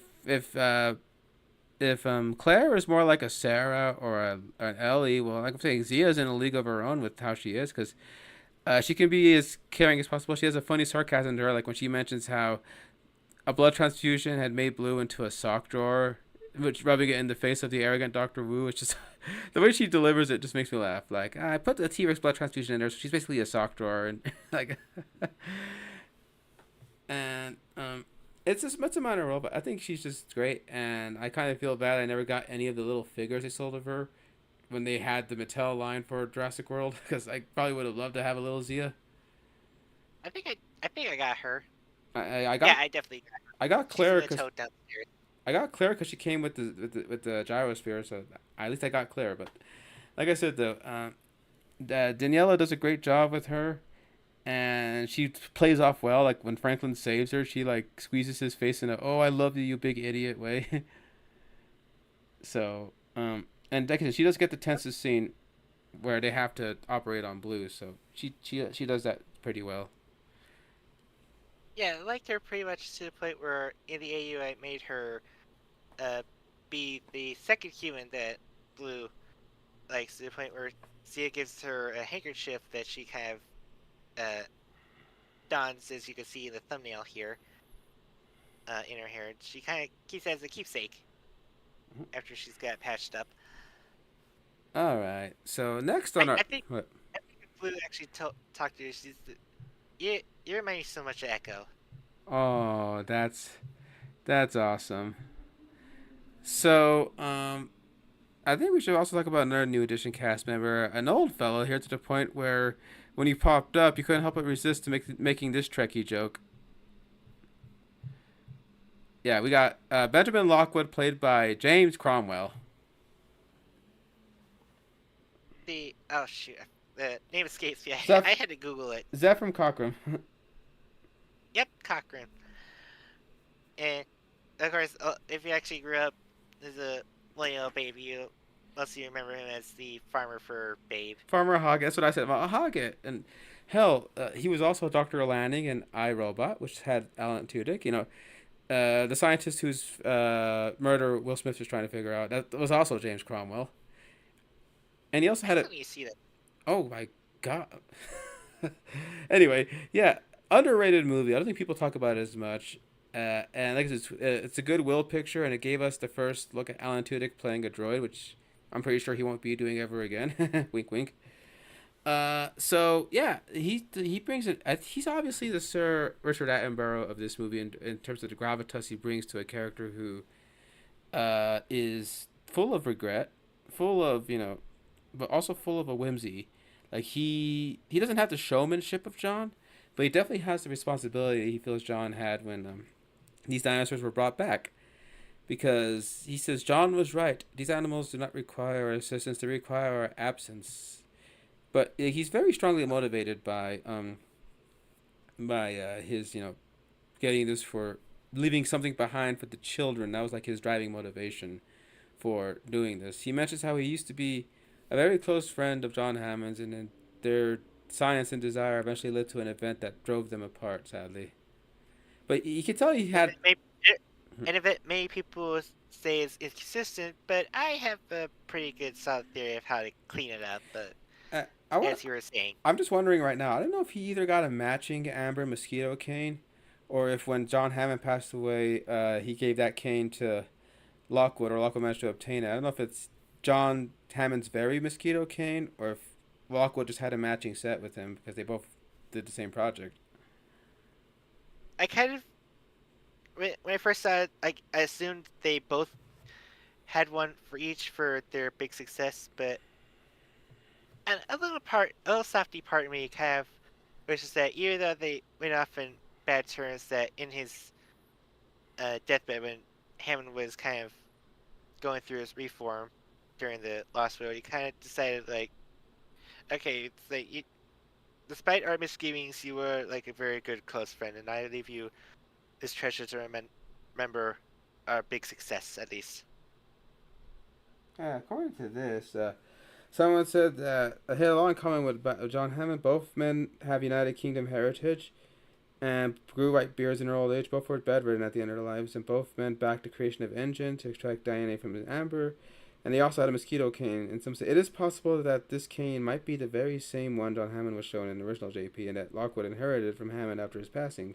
But it's not been confirmed, so it's just speculation. But like I said, that would be nice and sentimental. But then that also adds more to the tragedy of the dream is dying when you have if that is the original cane that we loved, and we see it shatter later in the movie. That's another man. To be fair, that game was shattered due to like greedy prospects, which, yeah, of course, that's always going to be the downfall of every like aspiring dreamers like ideas. Yeah, that's true. So again, more symbolism stacked on each other. So like it says, yeah, I told Derica, like, had Richard Attenborough not passed away between movies, do you think that Lockwood would have been Hammond trying to make Atonement 2.0 with Richard Attenborough back in the role, or do you still think it probably would have been the oh hi Ian has come to join us. Hi Ian, you're always a great regular. We always love having you here. I mean, refresh my memory. Was Ian with us when we did our original Jurassic Park discussion years back, Yes, he or was that someone was. else? He was our third guest. Yeah. So it's kind of fitting that you kind of joined us back here, Ian. So to answer your question, I feel it's been Lockwood, considering that we needed a different side of the science being introduced here, especially with the big revelation with a certain character. Because I don't see Hammond kind of hiding this kind of secret. I feel like it should be like he was focused on the dinosaurs, whereas someone like looked at the idea of cloning and uh, the other prospects that it could lead into. Yeah. And Okay. I think your theory is about to be proved correct, but yeah, like I said though, he is very. Like I said, it's really nice seeing him for a few seconds, but it's also kind of funny to see James Cromwell, which I don't know if he is American or English, but to be saying stuff like "my bloody medicine" stuff like that, like in a super yeah, he's an American actor, but here he is playing a faux British guy. And that's funny. It kind of comes through when he says, part with the when his assistant Iris gives him it's his time. He says, "Oh right, my bloody medicine." That's the way he inflicts it. And I'm still laughing about his speech in Star Trek where he's talking about how I wasn't some idealist who was looking to the stars or seeing a bright future for humanity. You know what was on my mind? Dollar signs. I was thinking of money. I was going to take out to retire an island and be surrounded by naked women. That's your man from history. And then then once he gets to, that guy actually also kind of goes through a similar 180 like Claire does. he ends up becoming like the man in history who ends up leading Star Trek into the future. So again, First Contact, amazing movie with an amazing cast, and James Cromwell is a great reason for that. He can be very funny too. But yeah, so back to Lockwood. So he definitely kind of has the same kindness and warmth. He kind of miss. Well, to be fair, Masrani is like friendly and humbling, but even he kind of got a little bit of a dark edge to him. I think it's kind of the closest he got to adapting Hammond from the books, but he just kind of one scene short of him being an asshole.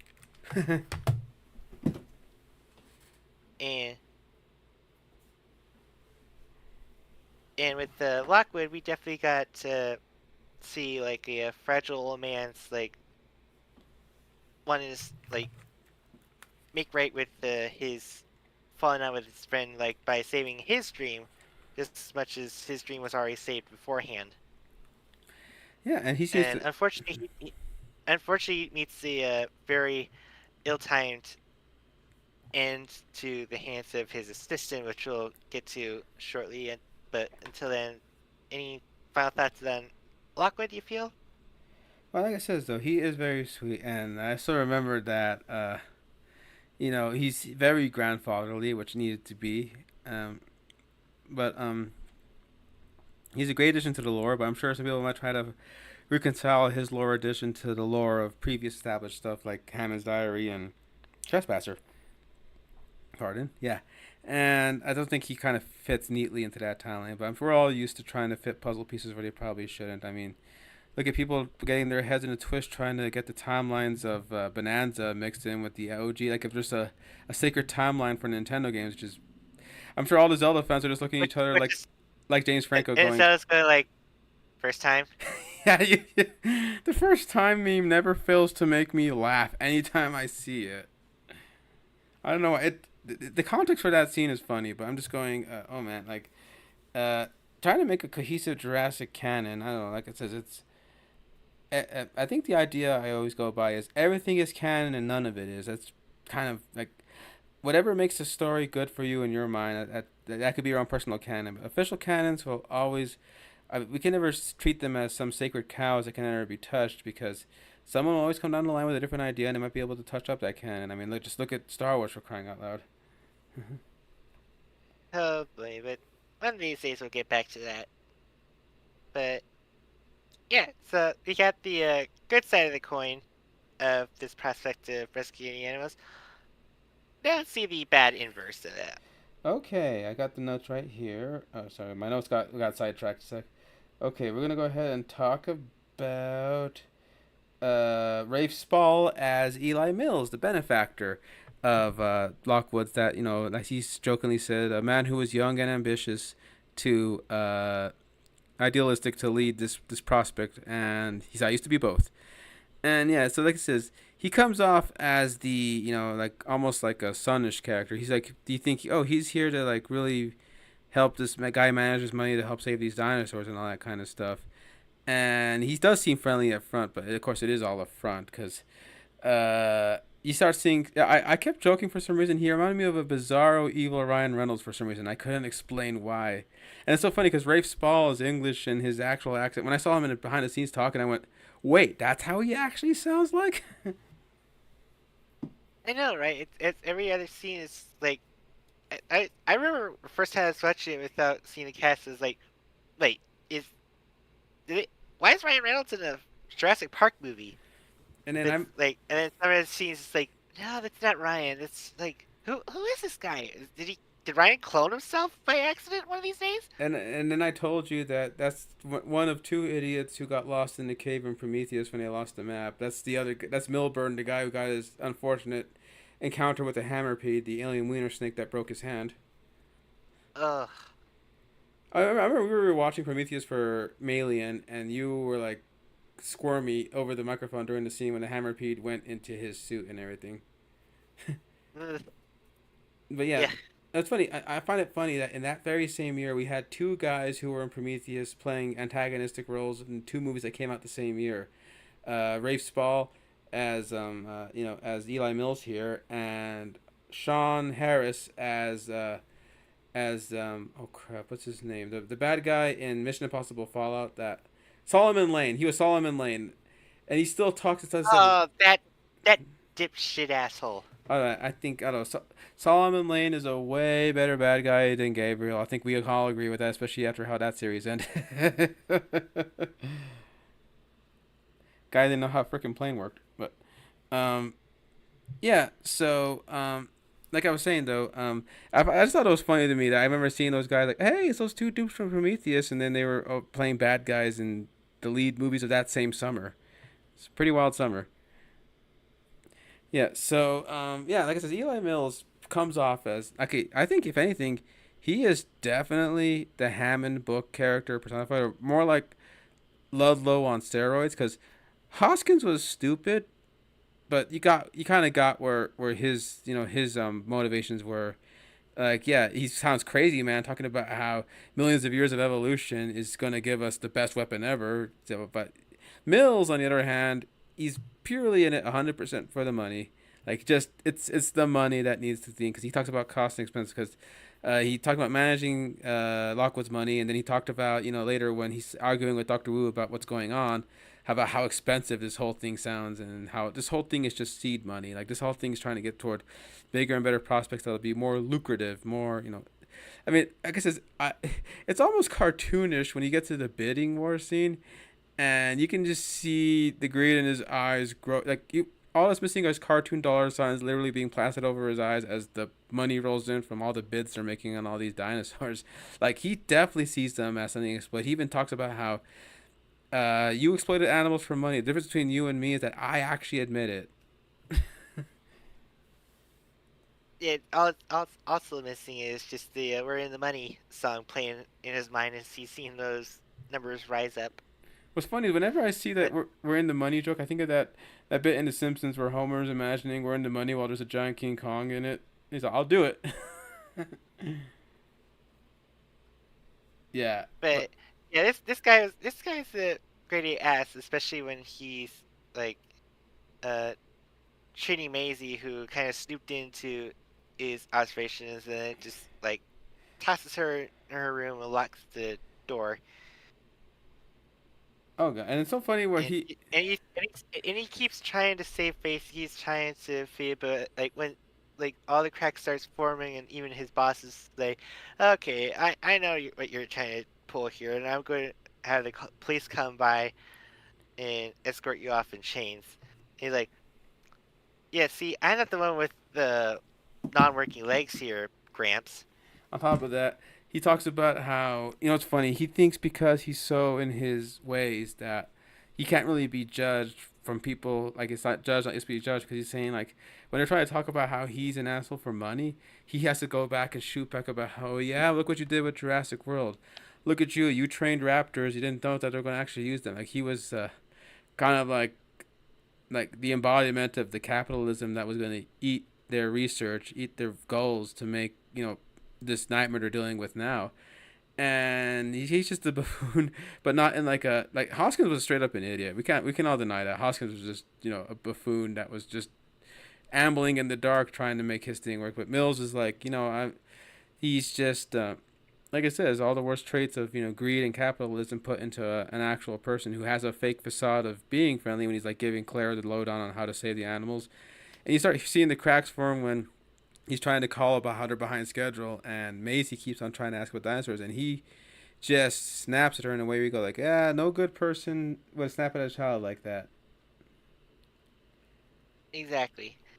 And yeah, really not much to say about him. He's not really like a huge active bad guy. I feel like you're kind of slowly losing that kind of thing. I think we kind of get that a little bit back in Dominion, but even he kind of gets kiboshed Oh God, quick. we get to him. But Nope, we'll nope, get to nope. Nobody cares. No, him. nobody cares. But yeah. Why was it?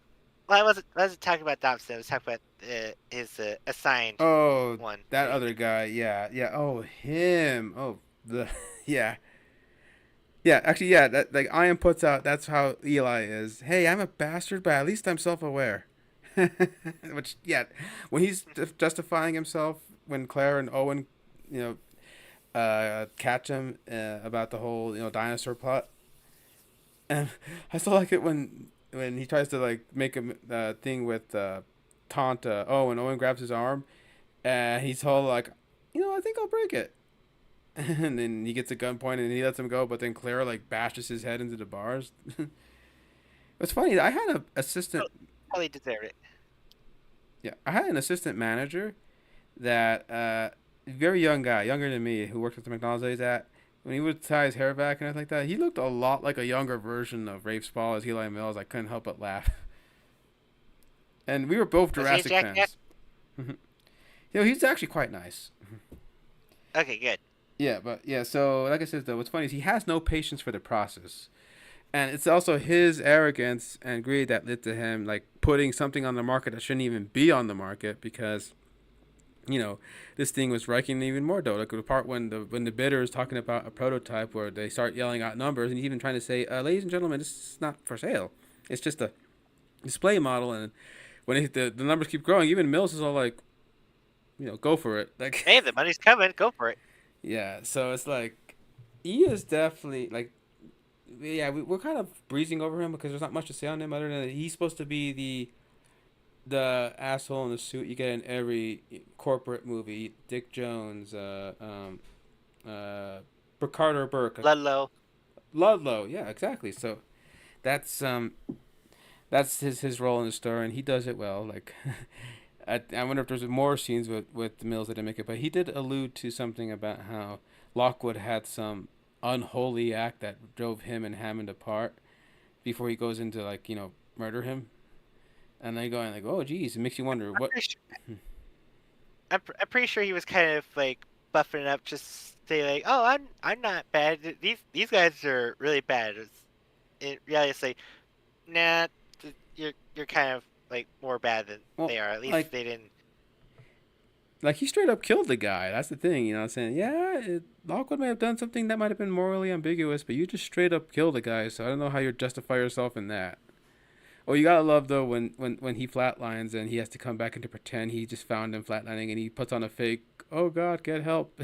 I laugh every time I see him trying that little thing. The, the, I think we bounced him off to another. Well, people assume he's going to be an antagonist for us, but he's definitely like having like a conflict of interest. It seems. The BD Wong comes back as our favorite Dr. Henry Wu. So yeah, as I alluded to, there is a lot of potential with him being like the overall arching bad guy, but it he doesn't really care about like being good or being bad. He's just in it for the science, Oh honestly. yes, yes, he is all about the research. That's the point where he gets upset when it seems like guys like Mills don't understand the complexities of what he's trying to do here. Like that's how we first meet him when he's arguing about how what do you mean that they shot what I need here? This is an important crucial thing. We're talking about behavioral science here. Like he is less he's not too enthused about the selling either, but he knows it's all funding for his real vision, his artistic thing that he's trying to really like get off because uh he made the Indominus Rex, which is considered his masterpiece, the thing that destroyed Jurassic World. And now he's going to get a chance to perfect that masterpiece with his next creation, but he needs a few ingredients, and thanks to the bumblingness of the guys he's working with, he kind of seems to have a bit of a, ugh, I'm surrounded by idiots mentality. At the point where he you even see that when he's telling off Franklin, who's like incognito, Don't just stand that there like he an needs ignoramus. I the need this surgical. blood kit now. Who else would you But yeah, he know call someone an ignoramus? That's what makes it so. He's definitely a heady scientist. yeah. So it in the last movie he's kind of like definitely like dark shades. Here he's kind of like gray in between. Like yeah, he's being involved and he's like witnessing like the dinosaurs being shipped off and bitten and all that. But it's when his prototype gets has a price tag on it. He's go like, whoa, hold on, you're not gonna sell this thing. It's Like like, he's incomplete. don't worry, don't worry, you can literally make another one. But then he makes the argument say, oh yeah, well if they get that, so can they. Yeah, because it's more than just owning a dinosaur. You also get its blood work, its genome, and one of the things that was mentioned before they actually made Fallen Kingdom was how the sequel would follow about how what if the dinosaur source code, so to speak, got out? Like other people started making their own dinosaurs in this new genetic territory, this new genetic, arms race. And we didn't get to really see that realized fully because the adventure took precedence. But that was kind of the idea with Wu, him warning that if they get well, and that was the whole point with Dennis. Dennis was trying to steal the embryo so that Biosyn can get a head up on Hammond's research, and so Yeah. that's Wu's worry about his prototype getting out. And you can definitely tell he's like realizing like, oh yeah, he totally built the Indominus, but then now he has to try to streamline it down to a much more sleeker persona. And even his original cook up, like even he realized like, okay, I had to remember my mistakes from the last time, where the Indominus was like an efficient killer, but we need to get because like the original one like literally killed straight up killed his siblings. So it if that's thing is like a really cold like loner predator, it needs to have something or someone to attach to be able to follow orders or obey. And he especially takes notes from Owen's uh, research and journals handling blue. They realize it's like, well, that's the key ingredient I need. I need this respect that this one lone velociraptor gave to make this dinosaur work as opposed to the Indominus. Mm-hmm. But like I said, though, what's funny too is you still get a little bit of Henry Wu arrogance when Zia is like, you know, um, when Zia is like telling him how you might want to be careful with Blue's blood there, and he says, "Oh no, come on, she doesn't have contaminated blood. I designed her. Every cell is engineered to be perfect." And she goes, "Yeah, well, you got a blood transfusion." He seems actually kind of shocked when she says, "I gave her a blood transfusion with a tyrannosaur." Which I wonder if his surprise, like, what kind of complications are going to arise from that?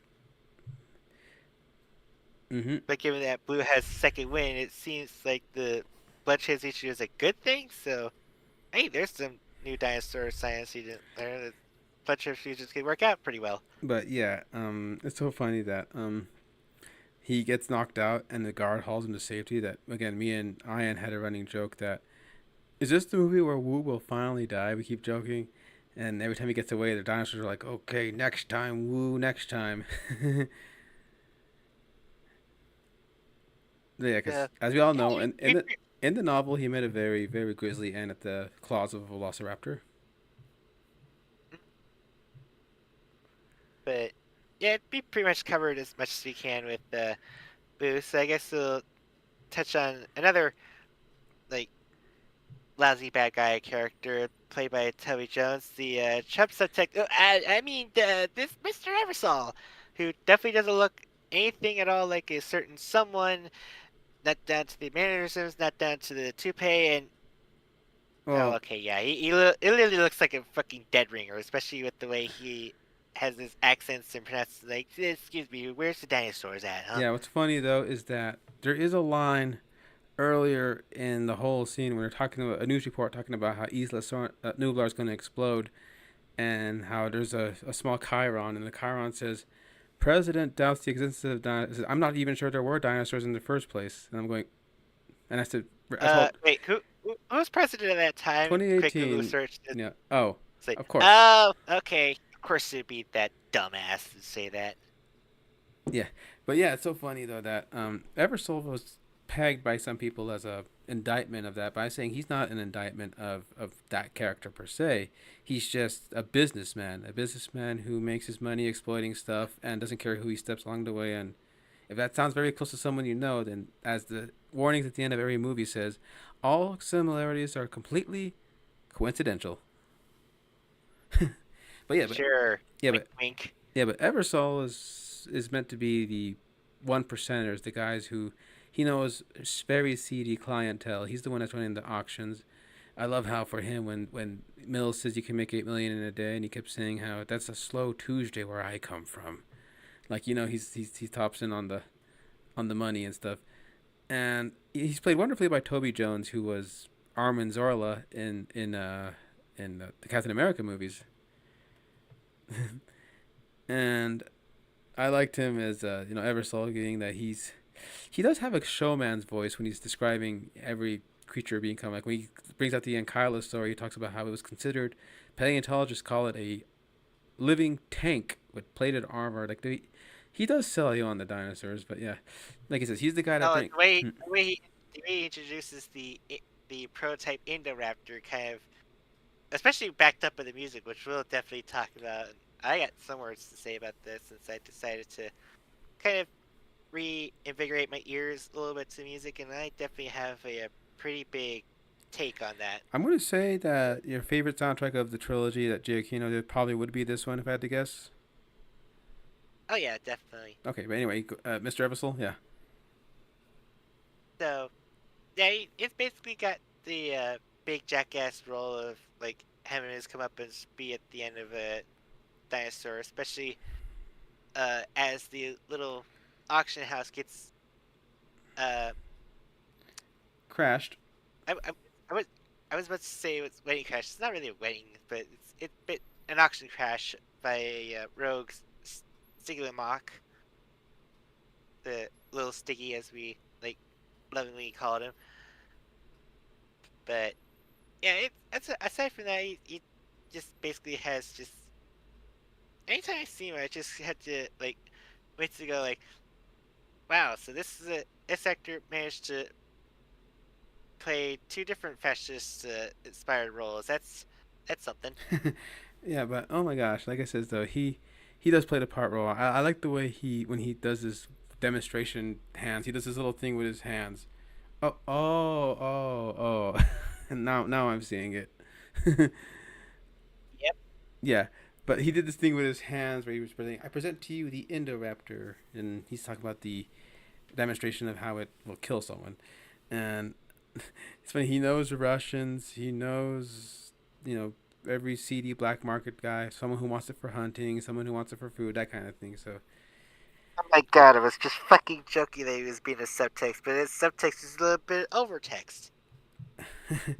anyway, yeah. So, but like I says, what's funny is I knew his exit would have come from a dinosaur because during the behind the scenes showing like a montage of like the sizzle reel, you do see a shot of him like screaming along with other rich people while their hair is being flung back by wind. I'm guessing that's the power roar that the prototype does. But it's that'll be my happy place in the next couple of years. Just seeing that yeah. insert with that grisly end. But yes, so yeah, so we talked about Toby Jones, and we kind of skipped over a fella who, well, he was the last course It's anyway. it's off it's off even worse a little bit, but to be fair, he kind of gets it. This is And to be fair, he also played a notorious serial killer in cinema history. yeah, so this is Ted Levine playing Ken Wheatley, the mission expediter as he called himself. He had like an important title that he's the guy that helped keep things running, and you find out no, he's actually just the guy who's trapping everything. And I think he gets a nice big bag for every dinosaur he bags. He's pretty much Dennis Nedry without taking the embryos or taking the full-grown dinosaurs. Well, he does take something. He takes little little chompers. Yeah, he takes off the teeth to make for some necklace. Where I'm going, okay, and he takes it not just off of the carnivores, he's taking it off of the herbivores too. He takes off a stegosaurus tooth just to pinpoint how mean he is, because he even tells him after he pulls off the tooth, "You're going to feel that in the morning." Because it's funny as how But of course, he's all about wanting to get paid. That play is such a wonder. Say, wait, they didn't pay him after delivering their goods? Like, yeah, kind of on his side just a little bit. Like, I would be angry if I got stiffed to the bill delivering the goods. well, yeah. On top of that, he was promised a big bonus for capturing Blue, but I'm guessing he must have got his pay docked a bit for shooting Blue. Well, it wasn't him; it was one of his guys. But yeah, but I still find it funny that he always has a lot of back and forth with Zia. So he's like, he's the one that calls her a nasty woman when she talks about, "Hey, take your own damn samples, because I'm kind of stuck back here." Hmm. But yeah, he exists to have like a very very fitting end, which we'll talk about when we talk about the targeting in this movie. But like I says though, it's funny how I think back to the Joker's line of you get to know who people are in their last moments. So in a way, I know your best friends better than you ever did. You want to know which one of them were cowards? Well, Wheatley would definitely fit that. That, Given, I hmm, I'm pretty sure like the camera was the last we see of him was like up close to him.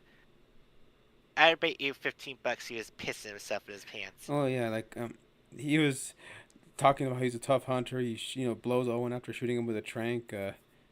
Oh, poor twist of words on my part. I mean, he knocks Owen down when he shoots him with the trank, and then like I said though, he's like, "Oh, big tough guy, I want my bonus," stuff. And then when he's finally cornered in his last moments, he's like a snot-filled, sniveling, crying mess.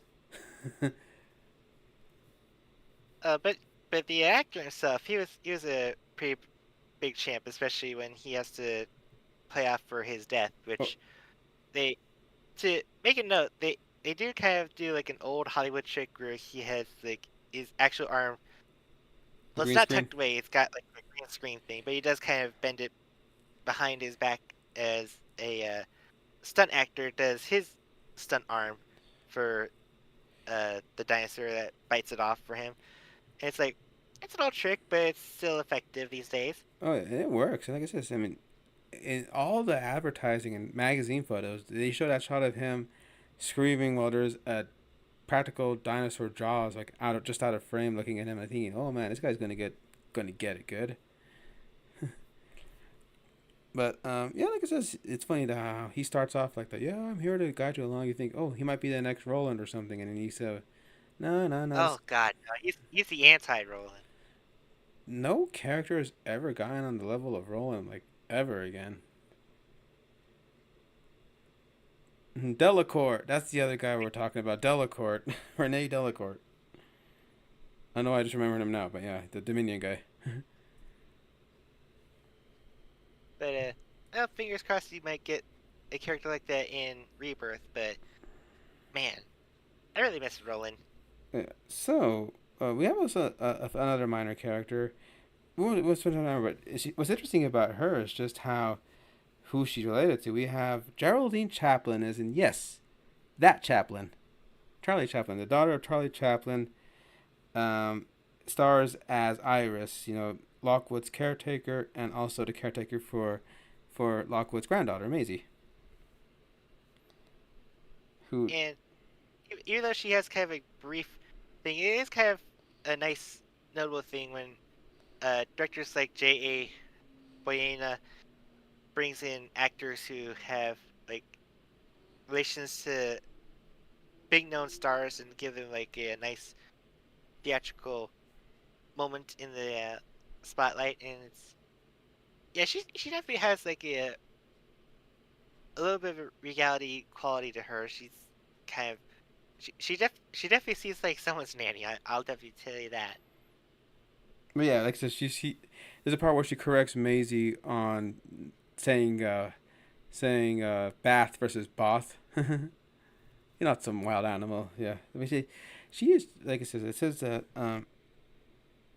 her name was Iris Carroll, which the trivia says might have been a reference to Lewis Carroll, who was also the surname for Dotson, Lewis Dotson. So nobody cares. But according to what I'm reading there, she's just there to be plot line where she proves that she used to raise Lockwood's daughter and Maisie. So when you find out the big twist about Maisie, you see a younger picture of Iris, you go, oh shit. And that's kind of the extent of her role. But according to this, the original script had a different ending with her. So ILM showed during the IBS conference showed a deleted scene with the confrontation between Iris and the Interruptor, where she's defending herself from it with a stick. The scene was probably scrapped even before post production because in the picture only the inflatable dinosaur can be seen. The little Indo eye line thing. Which, like I said though, it maybe they probably should have kept that ending in because of the bias that we see in the finished product. I think having at least some innocent bystander. I thought it would have been fitting if she's trying to fight the Indoraptor and her heart just stops, alluding to an earlier line from Maisie giving her a jump scare. It's like, what if my heart actually stopped? Like, I think that probably would have been a way to do it respectfully. Not, but Yeah, we'll definitely talk about all that in a minute. But I think we're almost to the finish line, so we'll definitely talk about young Isabella Sermon as Maisie Lockwood, ooh who yay. is Benjamin Lockwood's granddaughter. Well, you say granddaughter, but is she really? Question mark. Yeah, so the big deal is I know people will always roll their eyes and say, ugh, somehow you always got to bring a kid into these movies. But like Colin Trevorrow and Bayona said, you kind of got to make these with a kid's mentality. Because, dinosaurs are just so amazing. The kids are the bee's knees. Yeah, And especially I bring him up against it. Nick from Game of Apologists literally grew up on Jurassic Park. To him, Jurassic Park to him was like Star Wars to a lot of other fans, where it's like a big zeitgeist. It's like it was the thing that's like he grew up on and saw the wonders, like saw the inspiration on that. It's like, and I hate to point it out, but whenever there's an audience that grows up on that, of course there's going to be like future endeavors is going to be seeking to be an inspiration for the next generation of kids. You can't bottleneck it to one specific uh age generation. You can't like keep it to only the millennial audience. You have to also think like, okay, well, what about the Gen Z audience? What about the alphas? They want dinosaurs to grow up on too. It even Ian says even the Crichton's books both have kids in them. So well, I know there were some people when they heard, oh, we got another kid. But think of it, she's the one that has to deal with the nightmare terrors of the Indoraptor firsthand. And it makes sense. Like in a funny way, she's kind of like the princess in a castle, and the Indoraptor's the great big dragon that's come to get her. If you look at it from that kind of point of view, to the point even Chino kind of he always loves naming his tracks this one funny was called ways. the world's Called worst bedtime storyteller. worst yeah storyteller. But Maisie is very curious. She's always like exploring around, seeing her grandfather's museum of like he's got a fossil collection and dinosaur maquettes probably modeled from the Jurassic Park experiment days, and she's very invested in dinosaurs. She loves them to death, and to the point where she even asks his grandfather, it's like, "Did my mom like get to go to Jurassic Park?" And he says, "Oh yes," and like you, she would have saved all of them. Which is a big deal to the most critical part we'll get to at the end of the movie. But yeah, like I said, she's adorable. I really do think that little get up she gets is kind of cute with the Converse and the red and the white and yellow blue. Kind of like Mr. DNA's colors now that I think about it. Huh. But she does get a little bit too curious and sneaks in and sees the uh, old files of Owen with Baby Blue, and she gets enamored with that. And obviously, the moment where she sees Owen later after she has the very traumatic experience, she realizes like, oh wait, I remember you. You're the one that had the dinosaurs. You had Blue, which would help give a good connection point for Owen to have her trust him. It's like, oh, oh yeah, you saw that? You want to hear all about Blue? I'll tell you all about her. Just come with us. Yeah, and like I said, he ends up taking a paternal liking to her, and given that her grandfather's dead, her mother figure has been fired, her only guy she has left for family is seeing her as nothing but an asset. Of course, she glomps onto the most parental figures, that being Claire and Owen. Owen. But yeah, the biggest traumatic experience she has, well, the second biggest. The first was having that very close encounter with the Interraptor, that cage, with the very, very practical claw hand that just kind of, plays a little hair, and even the actress notes have how effective that is to the point where when she turned around, it was like literally centimeters away from her face. She says This that it's hard not to claw. get not hard not to get a little like goosebumpy when that happened. She said. So Yeah, I jokingly joked with Derek as saying, I wonder if anybody's like Freddy Krueger and they'd play around with that endo claw, just tapping people with it. I definitely would. but I like to do that a lot with my own Freddy Krueger claws I have.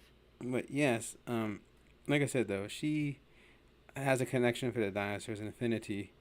And I mean, one of the first ever photos we got out of Jurassic World was a photo of the Lockwood Estate, with the Triceratops skull in the center, and she's like in front of it and everything like that. But of course, the biggest reveal she gets that gives her, that kind of shakes her core a little bit, is that she realizes that she's not just, um, She doesn't just look like her mom; she's the mirror image. yep, first time we have a human clone in the Jurassic World, which I know a lot of people are like, okay, now it's hokey. But to that it asks, like, just never a matter of if, only when. Yeah, Because, like, well, even Ian, like, had pointed out earlier, it's like, open Pandora's box. He's just, like, bringing dinosaurs back from extinction. It's like, where's the line gonna be drawn at next? You gonna clone humans too? mm-hmm. And yeah, yeah, because when you see the picture of her mom, that they keep being a mystery the whole movie. When you finally do get to see the photo, you realize, oh crap, it looks just like her. You guys, it is her and Iris, but younger. And Eli told us that her daughter died in a car crash, and that he had brought her back using the same technology that they used to de-extinctify the dinosaurs. And you can see why that would be considered a red line for Hammond if that was the case, because I think he's thinking, well, condors on the verge of extinction, that's one thing. Bringing in something beautiful for people is another. But once you start playing God with life and death, recreating actual people, who's to say we don't stop at bringing back loved ones? We start bringing back, historical figures, maybe even tyrants, monsters, despots. Like, you can probably see why Hammond thinking, no, no, no, that is a step too far if that was the case, if that's what he come to believe. Yeah, so we'll actually get to learn a little bit more of the backstory of that, and I'll have a very strong theory. I know I said I was going to bring it up earlier, but I feel like it when we get more notes about it, I'll definitely like lay it out on the desk. Let all of you out there um, know if I'm even closer, if I'm just blowing smoke out of my ass. But needless to say, having a clone human, it makes kind of a lot of sense. Especially, we've literally had like in universe 20 years of genetics, like bringing extinct dinosaurs back. Of course, that technology is going to advance to the point where we're going to bring back humans as like complete clones. I mean, heck, it's kind of the same. It's funny. This recently, like Hara put up a video. You got Patreon sponsored to review Metal Gear Solid, where that has a big clone persona revelation in Yes, that one la too. enfant terrible, the terrible children. And so it's like if genetics and like technology advances to a point where cloning is going to be a thing, it's going to be a thing. We're even still talking about it in science these days. We're kind of still straddling the line of like if it's ethical or not. But someone at some point in this universe say like, you know what the hell? We literally just brought back a T-Rex from extinction. You think God's gonna like judge us for bringing back a human? Yeah, so you can see why that was considered an unholy act, as Mills called it, on its surface level. I mean, as we find out in Dominion, the circumstances are more different than what was told. But I think Lockwood, it is supported that Lockwood, Wu revealed that Lockwood did take the fall, so that to save the name of his daughter's image, so he was willing to take the slings and arrows for that. But yeah, aside from that, Maisie as a character is definitely one that needs like she's left in like she has no family, no nothing. She barely even has like they didn't even a human to be considered. But even then, she has like Owen and Claire come in and rescue her and save her just as much as they're trying to save the dinosaurs. And I know we'll get to the big moment we'll get to, but I feel like there's at least one more person that a lot of people is like, I guess gonna talk about it. We kind of hint a little bit him here and there, but yes, we do have a returning face coming back to the franchise, and that is our beloved Jeff Goldblum as Dr. Ian Malcolm. And he kind of serves Whereas as a hmm, a lot of people might say it's like, oh, they just brought him back just for the nostalgia bait marketing. well, actually, I'll say this: that he serves as a bookend for the beginning and the end, because he has the last word and the beginning statements about what's going on. And what's funny is like someone like Bayona and Trevorrow said, Ian is the voice of Crichton because a lot of his lines in this movie are based off of actual quotes from the book that were just tweaked to fit it. Like talk about how we are dealing with cataclysmic changes, which that's very much like his Red Queen Gambit and all that stuff in Lost World and the Jurassic Park books. And I love when the Senate hearing when he says that this is nature making a correction by being an island to blow up the dinosaurs, and the guys were saying, "Are you saying this is the act of the Almighty trying to punish us for this?" And he says, "With all due respect, Senator, God's not in the equation, because as you know from his whole thing, God creates dinosaurs, God destroys dinosaurs, God creates man, man destroys God, and now man is creating dinosaurs." Dinosaurs eat people, women inherit the earth. Yeah, but yeah, so his goal there is to really pinpoint Crichton, even though Crichton's gone, um, Ian is the embodiment of those ideas of unchecked science will lead to. He says we're creating our own path to extinction with this. He even said whatever changes we're doing won't stop with the de-extinction of the dinosaurs. He warned. And Ian did all that. Jeff did all this in a day. He was filmed all his scenes in one day, but he admitted it was a professional set. He loved how J.A. used him. He loved seeing the cast members. It was just, he enjoyed his time being brought back. He was also brought back for a Jeep commercial for Super Bowl where he's, uh, I guess you could say he's got like a little, like, oh yeah, this time I'm definitely gonna be going faster this time from T Rex. Must go faster. Must go faster. Oh yeah. So But yeah, I know a lot of people thought that he was like just brought in as like, okay, look, we have an old face in Jurassic Park. Let's like that'll get people in seats, but he at least handles it with gravitas. And I argue when I was rewatching it, I remember I noticed a little bit of a falter when he made his claim about letting the dinosaurs extinct. I know deep down, he really doesn't want to be the one to say that. I like because he still remembers like seeing the Triceratops, and he remembers seeing like the Stegosaurus like in their environment in the Lost World, and like even he'll admit like even though he almost got like chewed and spat out that the relationship between the T Rexes and their baby was heartfelt.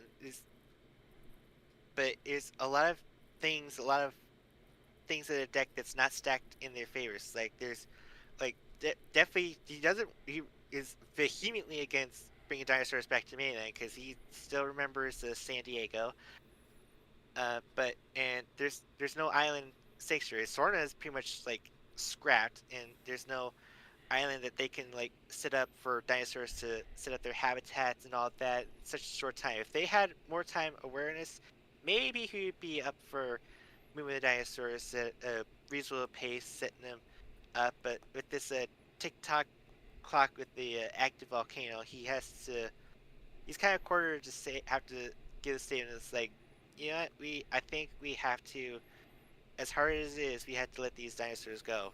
And of course, he has that one line that was used in all the advertising of these creatures were here before us, and if we're not really careful how we do this, they'll still be here after us. But yeah, I don't believe he's like that kind of heartless thing. It's like if he would definitely be like, okay, as soon as we get Sarah off the island, we are sending nukes to blow up Isla Sorna. Like he's he's a realist. He's not heartless bastard and all that. But he was talking about how we keep treating change like it's something that gets inflicted on you, like a car crash or something that's like a surprising. But he says we can see the change coming in, and people say that well, change is kind of like death. You don't know what it looks like until it's staring you right in the face.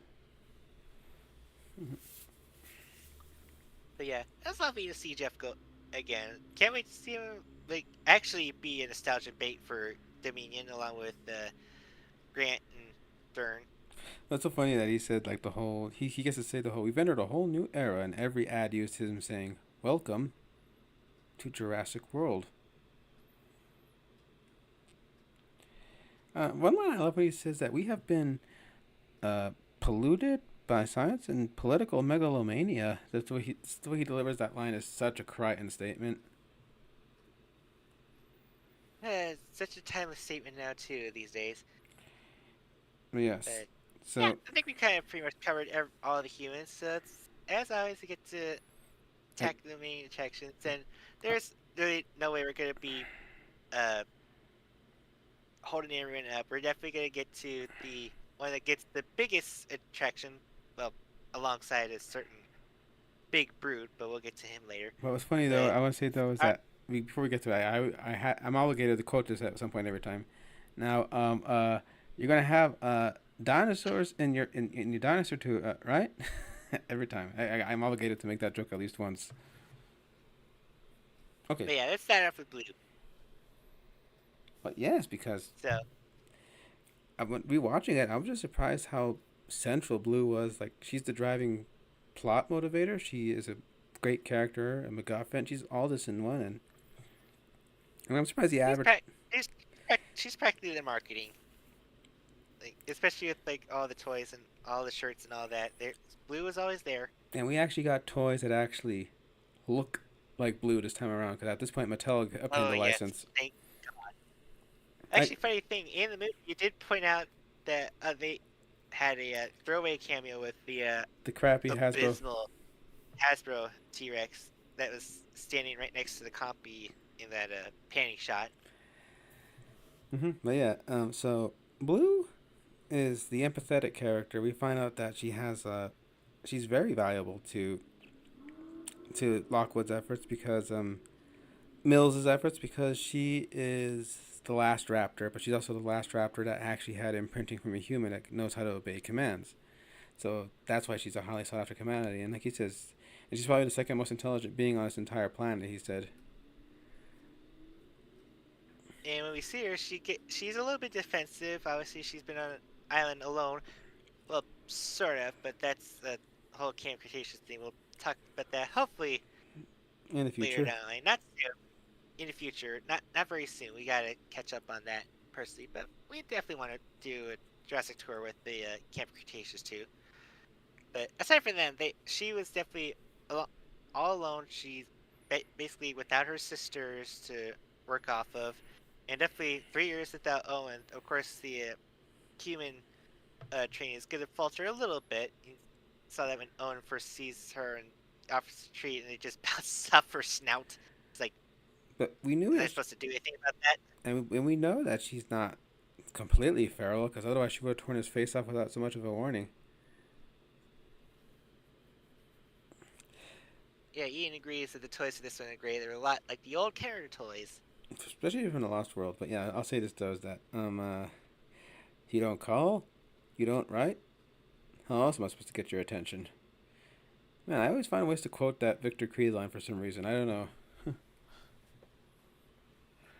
But yeah, their reunion is nearly cut short when they get uh, tranked at first. And a notable detail I didn't realize until I saw like a reel pop up on like Facebook or something, where someone in the comments pointed out that she actually pushed Owen out of the way of like another shot from someone that's coming up behind him. So she call her name all you want, but she still definitely remembers her alpha.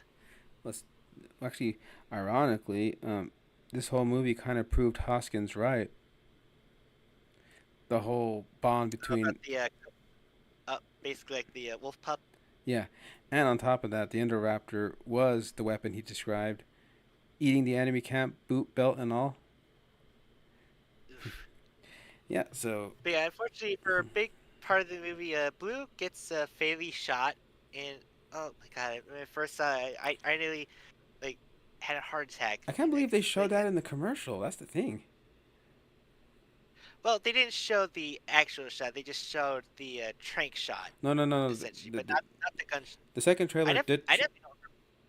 I definitely didn't see the gunshot one. Yeah, I saw the That gunshot one. because like when they first saw that in the movie, that one like really like took me back by In surprise. fact, you were definitely Owen with that "you son of a bitch" face that he had. Hmm. Well, even Wheatley was like telling the dude, "Don't shoot," but the guy was getting his face mauled by a raptor claw going into it. You don't blame the guy for having a twitchy finger. But But yeah, poor Blue is there's a shot and wounded, but Z is able to keep her stabilized, and of course, Blue gets the awesome animatronic operating table that is like it's good. It's this pulled on your I heartstrings. wish I could actually see it. I can tell this pulled Yeah, on it your does heart pull your. because as I was rewatching the film, and they do this poignant moment where they're operating on Blue at the same time intermixed with Maisie watching the baby Blue tapes, and they're talking about how empathetic and special she is. At the same time, you see adult Blue getting like going through her most harrowing time, like to the point, like it says, she has a damn tear come out of her eye, and you can't help but feel like, oh my god. And they gave her the most empathetic dino cries, not like the usual raptor growls. Yeah, like this little almost hoarse-ish noise as she's like trying to like weather through the pain of cutting through her tissue and stuff. But it's as soon as she gets her transfused through the T Rex, she's able to get her second win, and she gets quite badass as she pops in to help uh seeing see fight off like the security grunts in the lab, Although it's funny, she and does then kind of get an inadvertently action. She kind of gets an action movie moment with her, where she like sniffs the gas and realizes, oh shit! and she makes the loudest raptor roar as she's trying to run away from the explosion, and it's almost comical. You go, that raptor just blew away a whole lab by accident, because she like nipped at a guy while he was shooting in the air, and it ended up hitting a gas tank. Hmm. And then she gets her next big hero moment where she has another fight with yet another hybrid nightmare monstrosity, but this time she is on her own without her sisters and in a very cramped space. There's not a lot of wiggle room to bounce off a T-Rex this time. This time she's all by herself And you gotta fighting this wonder if thing. she's either attacking the Indoraptor because one, he's bigger, two, he reminds you of the Indominus, or three, because he was training Owen. I think it's probably a mixture of all those. And yeah, like she has a lot of spitfire in her for taking on someone that's like at least Twice her like size. twice her size and twice her length even. Well, yeah, but you gotta admit though, like I said, she does really become like Steven Spielberg said. John Hammond talks about hatching the raptor so they imprint on him. Well, in some funny way, the audience ended up imprinting on Blue as an individual character. Like well, my friend here has made an entire AU based off the darn thing. And I definitely intend to flesh it out more because Spielberg's right. We did get imprinted on her, and she's like, there's some people that kind of point out like, oh, we kind of made dinosaurs to just superheroes now. It's like, well, is that kind of a bad thing, especially when like the only superhero in question is an awesome Velociraptor? You gotta admit though, she was one of the most powerful female characters in 2018 that didn't get crap thrown her way. Oh yeah, no. Anytime if someone brings up Blue, it would be like, well, she is a Velociraptor. I mean, that's like that kind of speaks for itself. That does remind me of the funny, stupid comparison saying how uh, saying that we had two strong women come out in 2019, and the one that got the less flack was the one that looked like a giant moth. To be fair, that was Mothra, but still. Hey, don't Mothra. I know, but the people were saying how yeah how it was like pick between these two, and they wanted to name like someone to name a better, a stronger female character, and this they showed Carol Danvers from Captain Marvel, because for some reason she became a lightning rod for people, and people would shame on my Godzilla community fans. They would repost Mothra pictures in response to that post. But hey, Mothra's cute. Eh, But yeah. Blue's in the same camp as Mothra for me in terms of like she's one of the best female characters that isn't a human being that is still very enthralling. Because like I said, she shows empathy. Like when Owen's showing off the tapes about how someone like say Delta still very much Raptor and like Muldoon said lethal at 8 months. When he shows that he might show a sign of weakness, Delta goes right for the neck. It wasn't for his quick thinking. He blocks blocks her with the hot glove. Whereas someone like Blue is almost like a puppy. She kind of turns her head and is asking, "Are you okay?" Are you okay? Are you hurt? And you just start going like, "Oh my god!"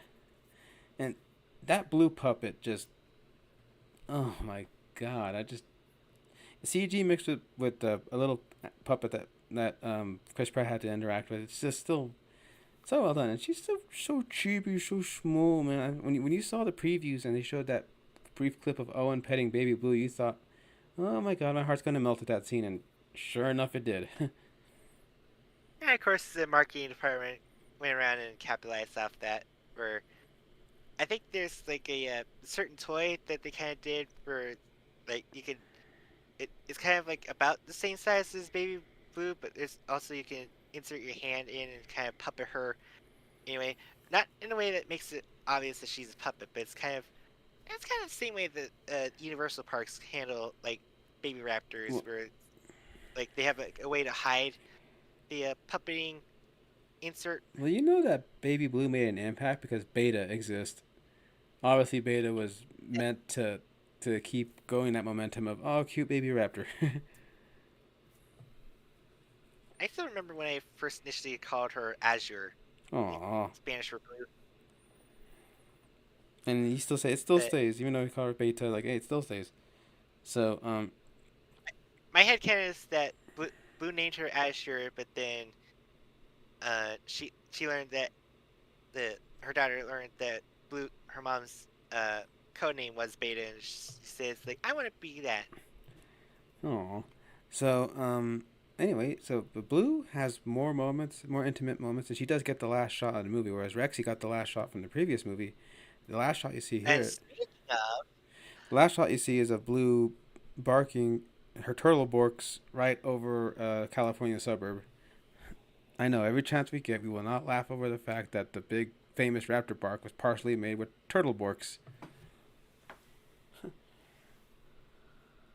but yeah, speaking of Rexy, yeah, she gets a big return as well. In fact, the first time well, actually no, that's the second time we see her. The first time we see her, she has this really intense, eerie, close encounter moment with the guys that were trying to recover the Indominus Rex rib piece. Oh yes, because this poor Dreamcast looking mother effer is like in a yellow coat trying to talk about how he can't reach people while Rexy is getting closer with each lightning flash, which is a callback to a Crichton novel scene where the juvenile T Rex is emerging closer as the lightning turns on and off. And She has like the best moment where she's like tugging with the ladder off the helicopter. You think, okay, this guy's gonna get it. Especially when they're playing like, you know what, fuck it, cut the rope and let the guy be eaten. We have bigger fish to fry here.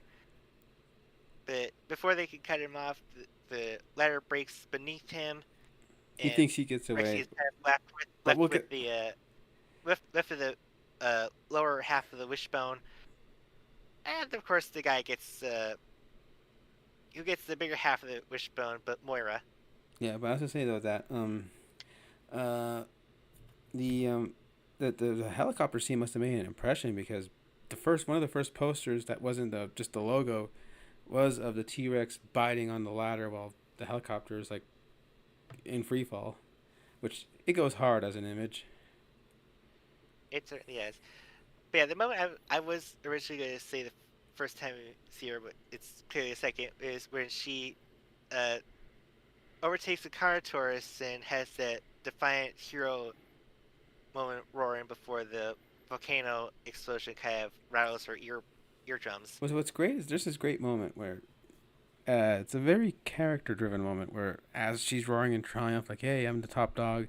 When a volcano shockwave hits her, she kind of shakes her head and is looking like, oh shit, I gotta get going. And Derica missed this until I pointed out that during the scene when they fall in the gyrosphere, that you can see Rexy doggy paddling in the background behind Owen as he's trying to shoot the thing open. Which hints that, yeah, Rexes can swim before Rebirth is going to have its big, scary moment with T Rex in water. But she kind of just exists because, well, I mean, by obligation, if you're gonna have a Jurassic movie, you're gonna have a T Rex in it somehow. I mean, I guess Jurassic Park 3 scared them from ever trying to steer away from T Rex. Although, to be fair, she does have a big, uh, important moment as she's the unwilling donor for giving Blue more blood as she's like needs to get through her shot Operation. wound. Mm-hmm. Yep. And we get the awesome animatronic in the shipping crate where she's kind of tranked out and sleeping, and the poor leads are gonna have to try to stick a needle in to get some blood out of her. Yeah, she got thick skin, so she has to really like jam it in there, like if she's stabbing, like if she's Laurie Strode stabbing the shape in the face. But I know you kind of say like the effects guys have nothing on Stan Winston, but I think the guys here did a pretty good job, right down to the point where they add details that the T-Rexes in the past didn't normally have, like a saliva spit and all that, where poor Owen got a little bit in the face there. And her eyes dilate when they open up, so just that totally disproves the whole "I can see you" thing.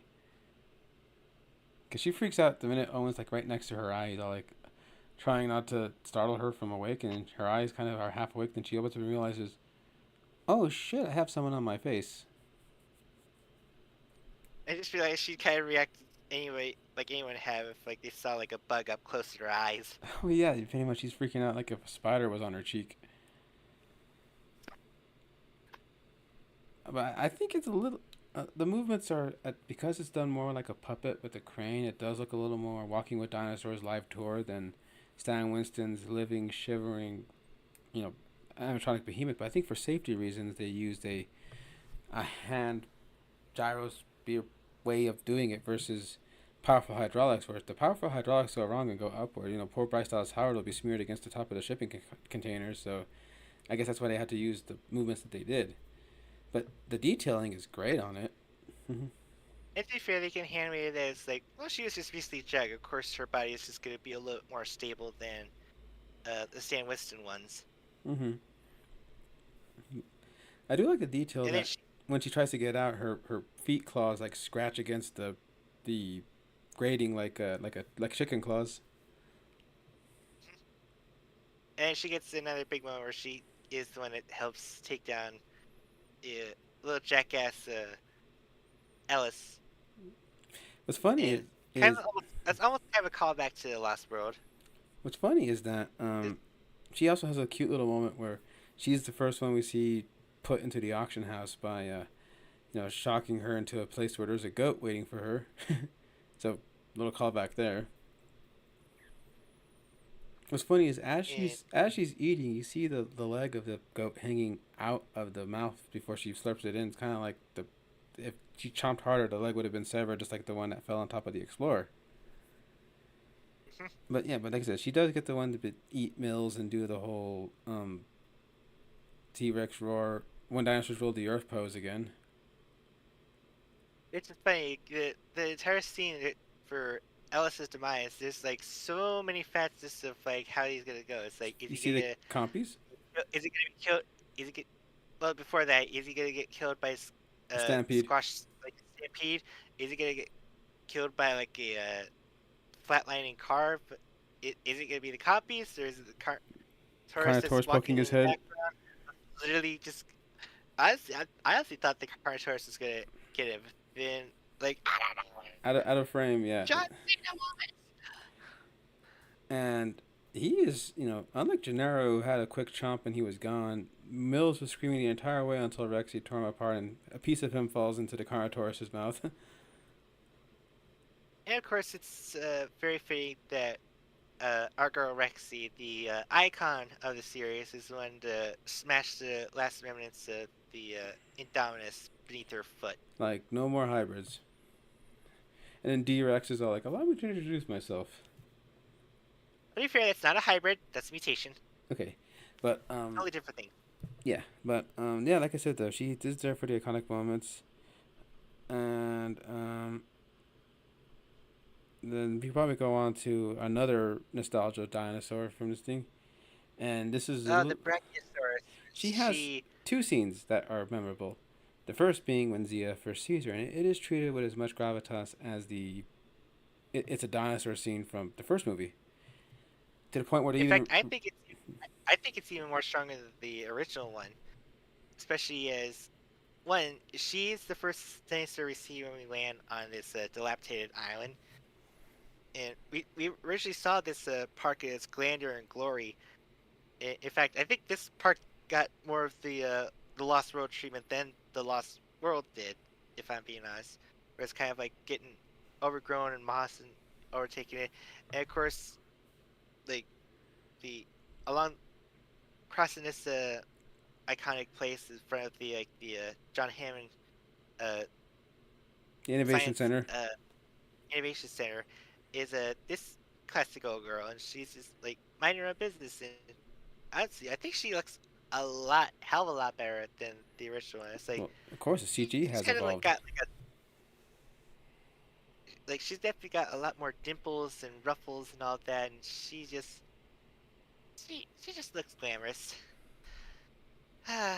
Which is why it's so heartbreaking when we have the whole everyone has to get the hell off the island. A lot of dinosaurs die horribly in that scene. Like, you get a poor Styracosaur that's drowning in the water. You see Gallimimuses get hit by pyroclastic bombs and keel over dead. So you're like, oh man, how is any dinosaur going to survive?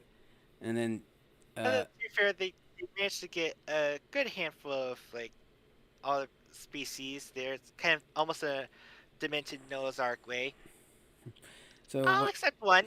yeah, when Claire drives into the truck, I think, okay, but all the guys on the island are looking like, oh crap, they could hear that the Bracky is on the dock, and it's doing its majestic little cries, like, and Claire just looks at it, and she gets to watch it, you know, die in the pyroclastic cloud, recreating the iconic getting up pose, and that was on purpose. JA said because not only was it supposed to be killing the first dinosaur we see, but the death of the dream of Nublar, because that's when the whole Jurassic theme. In fact, on the set, he played the Jurassic Park theme on a loudspeaker for him to watch while they were staring at nothing.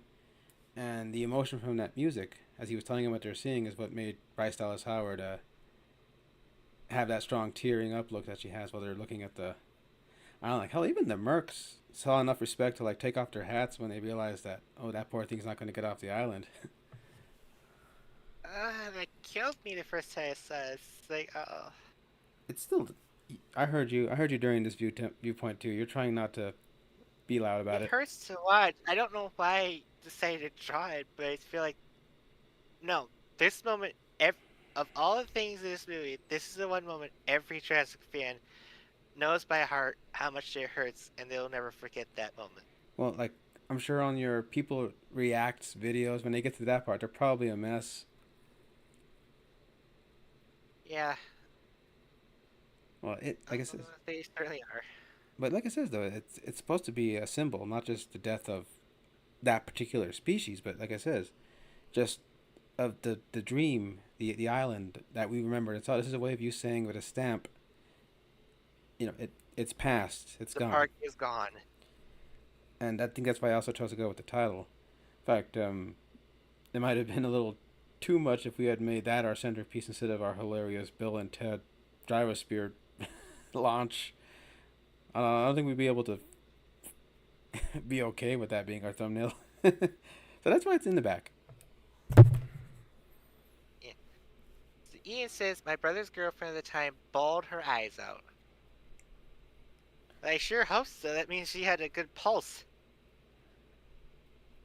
Oh yeah, If you apparatus. didn't, if you didn't like, if you didn't feel like a little bit sad or feel like your like face drain of like blood seeing that moment there, you're pretty much like a heartless asshole. Well, maybe I'm just gonna say it. they might Flat have out. probably cried a little bit if it was played by Pedro Pascal and a golf club was involved. Too soon. It's a little bit of a joke, making us cry over an Apatosaur since 1989. Not before time. Littlefoot's mom. Oh man. But Actually, to be fair, I actually never actually saw that fully. I think I only saw it in spurts. oh, trust me. Yeah, I don't think I ever actually seen Littlefoot's mom passes away. I did see the moment where she appears in the sky, Oh God. but Yeah. Um. Like I said though, it there were apatosaurs. I think the reason Brachys were brought back too is because how the apatosaurs took over the sauropod role in world. And people are wondering, did the Brachys all die out? And this, in fact, when the news reports telling should we let these animals die or not, it shows a helicopter flap out of the island. And you see Brachys just eating trees and some looking up and hollering at the camera like, "Hey, help us!"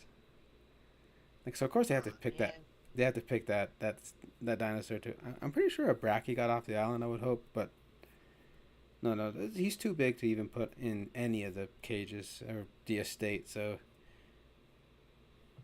nah, maybe there's some Brackies on the testing grounds. Hopefully, but speaking of the testing grounds, we have quite an arrangement of carnivores that are gonna get big screen moments. So we have like a baryonyx, we have an allosaur, and we have even the carnotaurus, which I haven't seen one of those since 2000 from Disney of all places. so the Allosaurus has a blink and you miss it cameo as one of the dinosaurs that's running after the gyrosphere. You did get a pretty good toy though, like almost kind of one to one the same coloration as the movie. Funny enough. And the baryonyx, we finally get to see one after Billy theorized what the heck ate them. The Suchomimus, because of that snout, Grant says probably bigger, and we get to see how big a bear he is. Not quite as big as Spiny there, but still, you can see that they're in the same family line of being these crocodilian, conniving little shits with teeth. But yeah, it's the answer to what frankly I was expecting to see coming towards them in that bunker that was nearly flooding with lava. So it's gonna be a T-Rex. It's gonna be a T-Rex. It's gonna be a T-Rex. Sure. Hopefully. Like, oh yeah, see that T-Rex. That's not How is bad. this any better? But But the yeah, big the Baryonyx is pretty tough handling shaking off the lava dipping on its head a few times. well, not only that, but we also get more baryonyx in the Cretaceous series, the Camp Cretaceous series. So I don't know if he comes from that group or if he's a different subset, but still, it's that's the fun I see one. And like I said, he does have a great moment when they're in the afraid of the lava, and you can see the lava igniting the tunnel. You can see his silhouette getting closer with each lava drop. Great tense Wasn't moment, it also a poster? huh? Wasn't that also a poster? Or am I remembering it wrong? I think it was the baryonyx coming out of the tunnel. Yeah. So the The Carnotaur. Allosaurus did also have another moment where they're part of the Benny cages. Like it was actually one of the few dinosaurs that actually spooked Eversol a little bit, like banging the cage doors and all that. Yeah, the lively specimen as you can see, and of course, the Carnotaurus. Well, like you said, he's got a chameleon-looking eye, and he was originally supposed to have a fight with another animal. In fact, originally, during the whole island kerfuffle explosion, you were supposed to have a Spinosaurus pop up, and Rexy would have battled that Spinosaurus in Mortal Kombat while the island was exploding around him. But they Would have changed. been awesome. Execution, it probably would have been like a little bit like, tick tock, guys, the island's about to blow up. Can we like handle this when we're off on the mainland So here? instead, they just made the Carnotaurus fight a Styracosaur momentarily. Sinoceratops. Uh-huh. But like he says, poor Carney only exists just to get his, shit kicked in by Rexy. Now, she doesn't kill him. She just bit him enough to knock him down, and she pinned him with his foot and roared in dominance. And you see him kind of get up after she, runs away from the whole, oh shit, the island's blowing up. Because we do see that same Carnotaurus pop up later during the Mills' demise. And of course, Vixia is kind enough to give the leftovers to her. And the Carnotaurus has those funny little chicken wing arms, man. Like, if you thought T-Rex had small arms, these were like, Oh yeah. But yeah, there's a reason why a lot of children always call him the devil dinosaur. those Is horns. the bull horns. Listen, my brother thought that the best scene in the movie Carno versus Ceratosian.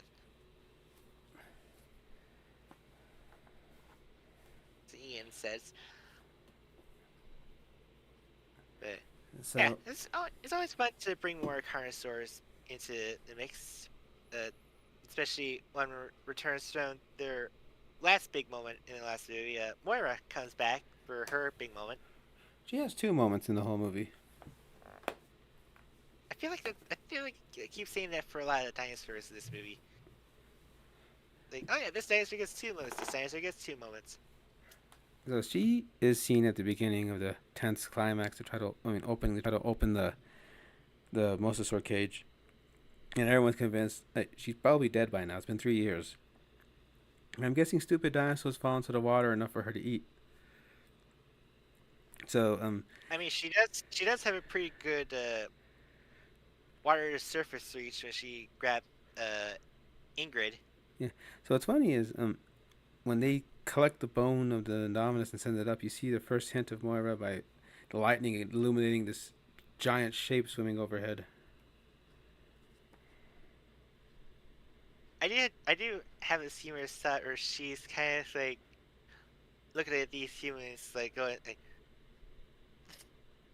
why are you weirdos digging around in my fecal matter, essentially. And then the fact that when they decide to get away, they kind of back up, and as the lights of the sub reveal that they're actually backing up into the open mouth of the mosasaur, boom. Um, And then, like, just imagine redoing that scene where it's backing up and you cut to the overhead shot of the lights come up, you hear the big Yoshi, oh no. But Yeah, And of course, she's the one that actually chomps the guy that's on the helicopter after Rexy spent all that time playing the tug of war like a dog with a chew toy. Of course, it's Moira that gets the meal at the end of it. I'm guessing she's trained. She has a Pavlovian response to things hanging over her water because Yeah, she does. she thinks, oh boy, After she like met Showtime. Bruce, last one. She's fighting, oh boy, Showtime. That's why she jumped at the hanging guy over the over the water. She did have the big wide slow mo snap like she did with the shark in the last one. But yeah, last we ever see of her is she's kind of eyeing some surfers. Hopefully, it's not Nani or David. Mm-hmm. But oh man, the that she was the first. Even if Mills and the rest failed, you already got a Mosasaur already out on his own in the wild because of in their haste to close the door, they ran away from Rexy and she smashed the control grid, which made the door stay half open. So Moira found a way to just wiggle her way out into open waters.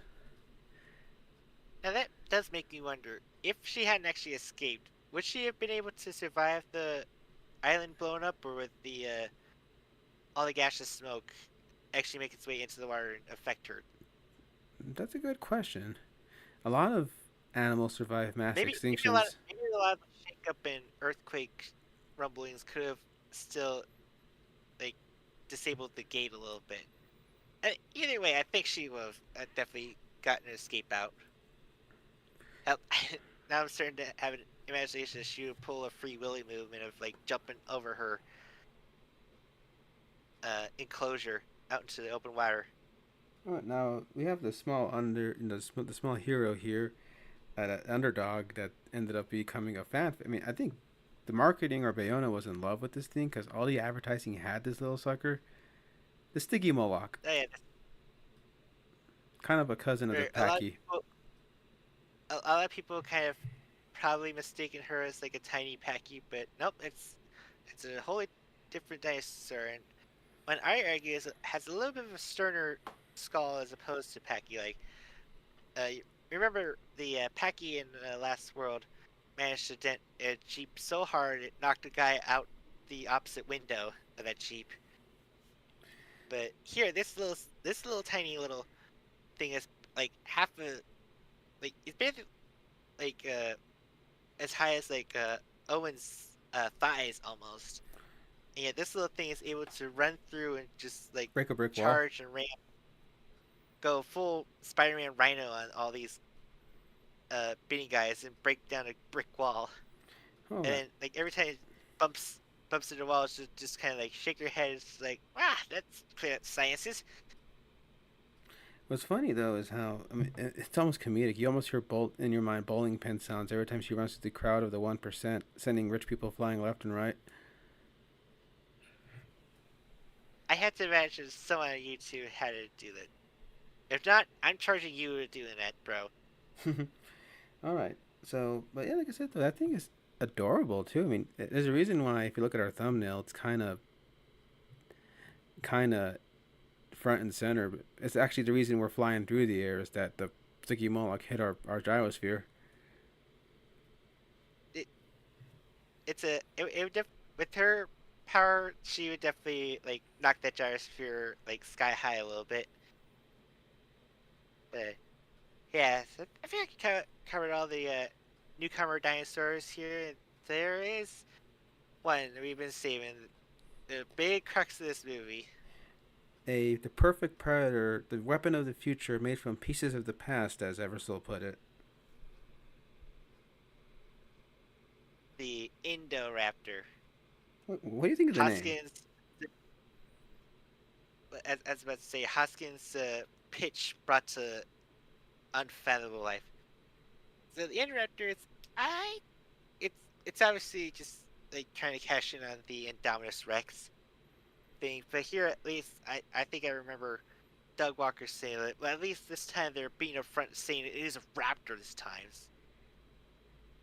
Because I still remember like he made a big fit about how Indominus, even though it doesn't look like a raptor, he said like, how do you not see it look like a fucking raptor? It's like, correct me if I'm wrong. I don't see any big sickle claws on Ingrid there, But like I said, though, Mister Know It All. the fans have come around to calling the Indoraptor Ripper, and I think it's universally agreed that Indoraptor is a he. Just because for one, he has the quills on his head like the male raptors do from Jurassic Park 3. If the raptor DNA in him is that indeed that strong. And also, it makes sense as kind of so you might notice me have like talk about like a lot of inverse and dark notions and all, and also we brought up Noah's Ark earlier, but this is the dark inverse of the Adam and Eve thing. Only whereas at the story goes that Adam was created first, and then the Eve was created from his rib to be her own thing. And here it's the Indominus Rex Ingrid, who's the original she, and her rib brings the Dark Adam, the Ripper, into being. And it's that dark notion where we get this killing machine. It's where in the behind the scenes we only just noticed the small details of the some pieces of the Ripper's face is shown to have like skin that's flaked off to show the bone, and even his teeth are just like so jagged in a place, or like as opposed to like a T Rex where it's like got like a even settlement where they have a function and form to them. This one is definitely all just for show, but even then, that show will still give you a nasty bite. And they also point out how he's a little psychotic, a little sadistic because he's never brought up proper social skills. Yeah, of course. I mean, they were made to just make a killing dinosaur. Of course, they aren't going to be like playing fetch with it to the point where they even uh they try to kind of circumvent like needing it. They kind of like give it psychotherapy treatment of like having to react to a targeting lens, and then followed up by a high pitched frequency that kind of makes it sick on like a attack dog.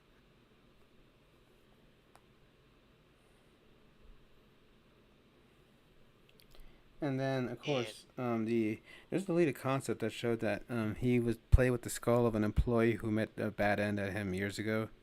So he kind of just toys with the skull in his cell. yep, and it's funny that in Dom the Indoraptor got quite. It does he doesn't get like a full animatronic like Rexian uh Blue did, but it's definitely enough for like close stuffs like the initial head, definitely some of like his clawed arms, and the do have these two guys who kind of like do stand-in puppeting for her, where they had to do both the head and the tail Mm-hmm. separately. Like they used that tail to whip open a door when the one percenters thought they got away, and then Interrupter breaks the elevator and reveals them like, "Found you." And apparently he's supposed to be incomplete. He's kind of sickly because he has scales falling off, and the inside of his mouth looks a little diseased. like I pointed out earlier, but even he doesn't, and he also has like all these like odd twitches, like it's like as if like he's got juggling between like all these like streamlined instincts, like different predators forced into him. He does the little raptor click thing, and even his turtle bork is a little more fiercer sounding. But unlike most the raptors or even the hybrid Indominus, like he does tend to be like on all fours a lot, which I guess makes sense since his arms are about the same length as his legs. So of course, like his adult mind would be like, huh, maybe I should be walking on these as well, but I can still stand on my twos. On top of that, So I though, guess I have both abilities. the guy, uh, the guy is an eating machine. Screw sharks. This guy's the one that decides. Like he goes through mercenaries like people go through Pringles. Oh, and he even plays with this fucking prey. Like when uh When the Wheatley. the merc Wheatley decides to see like once to get his pay cut, he sees this thing. He doesn't remember him being on the island, and it's like, well, I definitely want your tooth for my collection. And even gives him a trank, which I think the oh man, I have some very demanded ideas. Like the Endo's been tranked before, but it's definitely starting to get immune to that, and so it kind of feigns falling down and plays dead.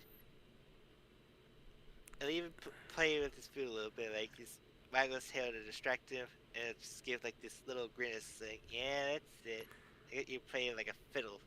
Now, some people actually find that a little too far. That this guy pretty much does a Looney Tunes Grinch smile. Like the guy is actually smiling, and I think it's supposed to denote intelligence, but for some people that might be a step too far, a little too cartoonish. But I thought it was a neat thing. And to be fair, it's sure it's maybe a step too far, but this is not even a real creature. This is like a figment of someone's demented imagination of wanting like a dinosaur that they control, a monster essentially. This is like the combination of like Dracula and Frankenstein's monster fused in an unholy union. With a little bit of Dr. Jekyll and Mr. Hyde, mostly the Hyde part. Hmm. And it's funny that we mentioned Dracula because there's a scene that Bayona mentioned how, as a child, the Frank Langella version of Dracula has a scene where Dracula's like crawling down the side of a castle to get to somebody in bedside window, and he would have imagined if what if that vampire was coming for me. So that little bit of childhood fear he had, he put into the scene where the Indoraptor's crawling upside down and opening the door to get into Maisie's bedroom. And I know I kind of listed this in the itinerary a little bit later, but I feel like a huge chunk of this guy's music is definitely attached to the Indoraptor. So I guess we'll definitely touch that. The Indoraptor theme is very dark, very bombastic, and it only just occurred to me, especially when we were watching the movie, that it's almost kind of like a dark mirror inverse of the whimsical Jurassic Park March theme, whereas the theme you hear when the Grant and Laura Dern uh, Ellie sees the Bracky.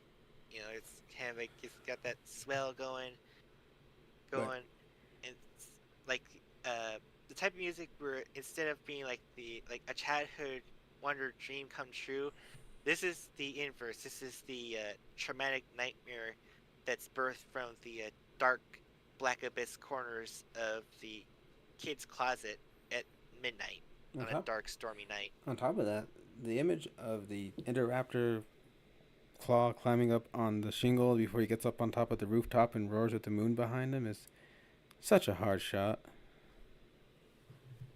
I've seen a lot of people agree that the music did not have to go this hard, but of course it did. And it definitely helps levitate that this Indoraptor is definitely a threat. I argue probably at a much higher rate than the uh, Indominus Rex, because at least the Indominus was like stranded on an island. They could have like been able to get away, and as you pointed out, she's not really fond of water, so she couldn't really get out. But this thing is on mainland. If it got out, it would be a problem for everyone. Mm-hmm. And of course, when Eversole is showing it off and talking about how awesome it is, the Russian guy's the first to say they want to put down 20 million for it already. And I recall it turns out the winners of that bid were the Russians, funny Mm-hmm. enough. In Zovia, Russia, Indoraptor train you.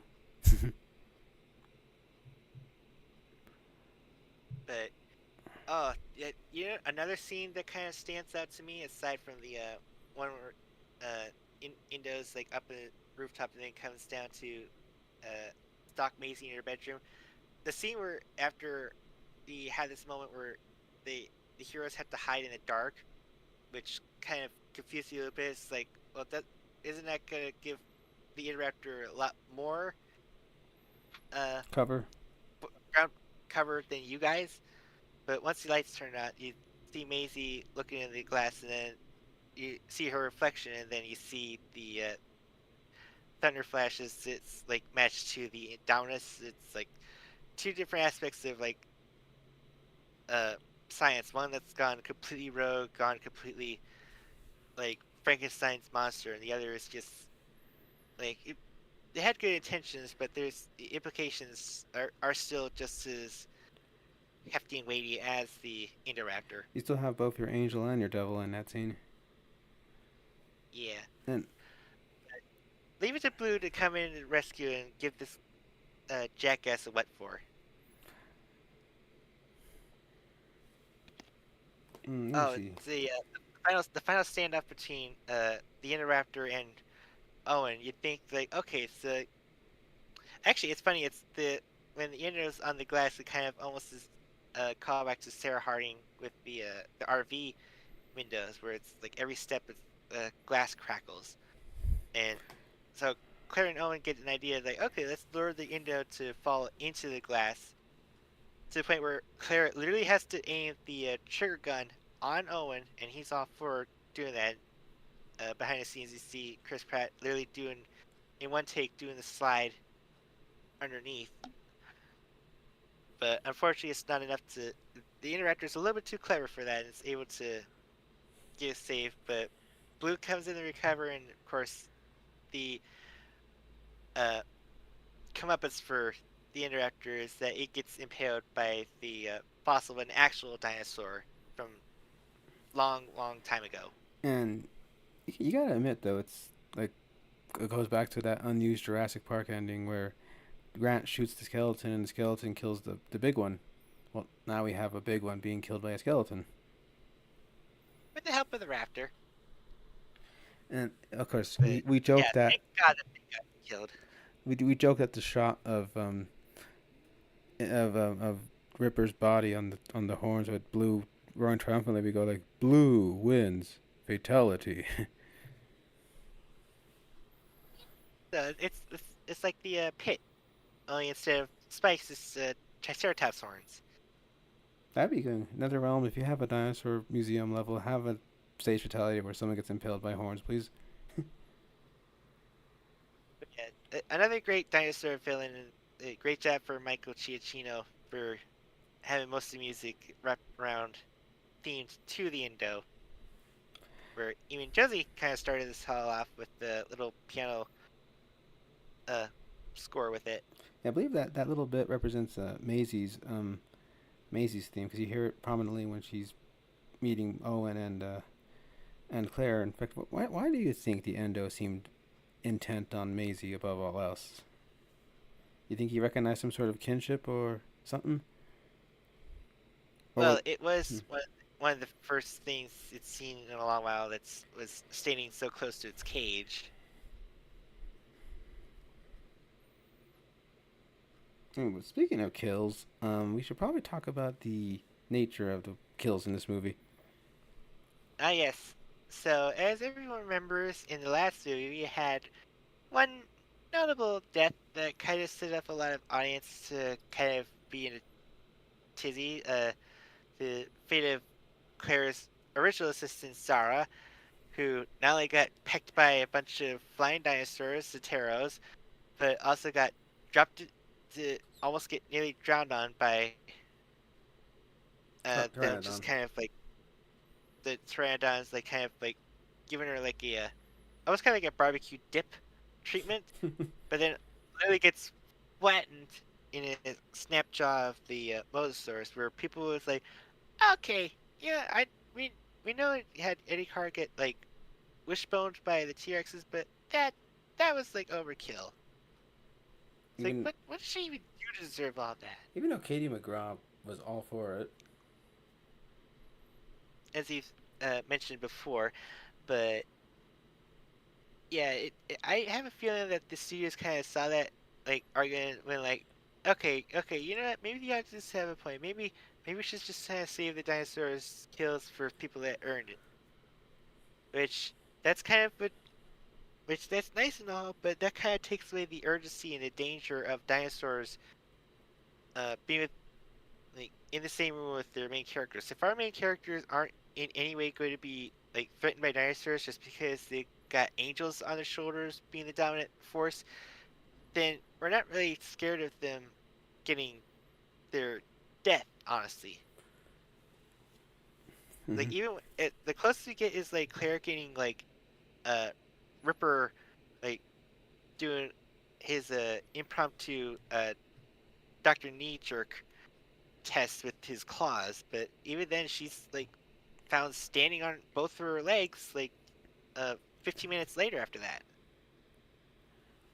And like I said, I think maybe killing Iris probably would have been a good way to like make it seem like there is a fair it's not it's really random, but I mean the only other innocent you could argue that And, gets and, killed. Hmm.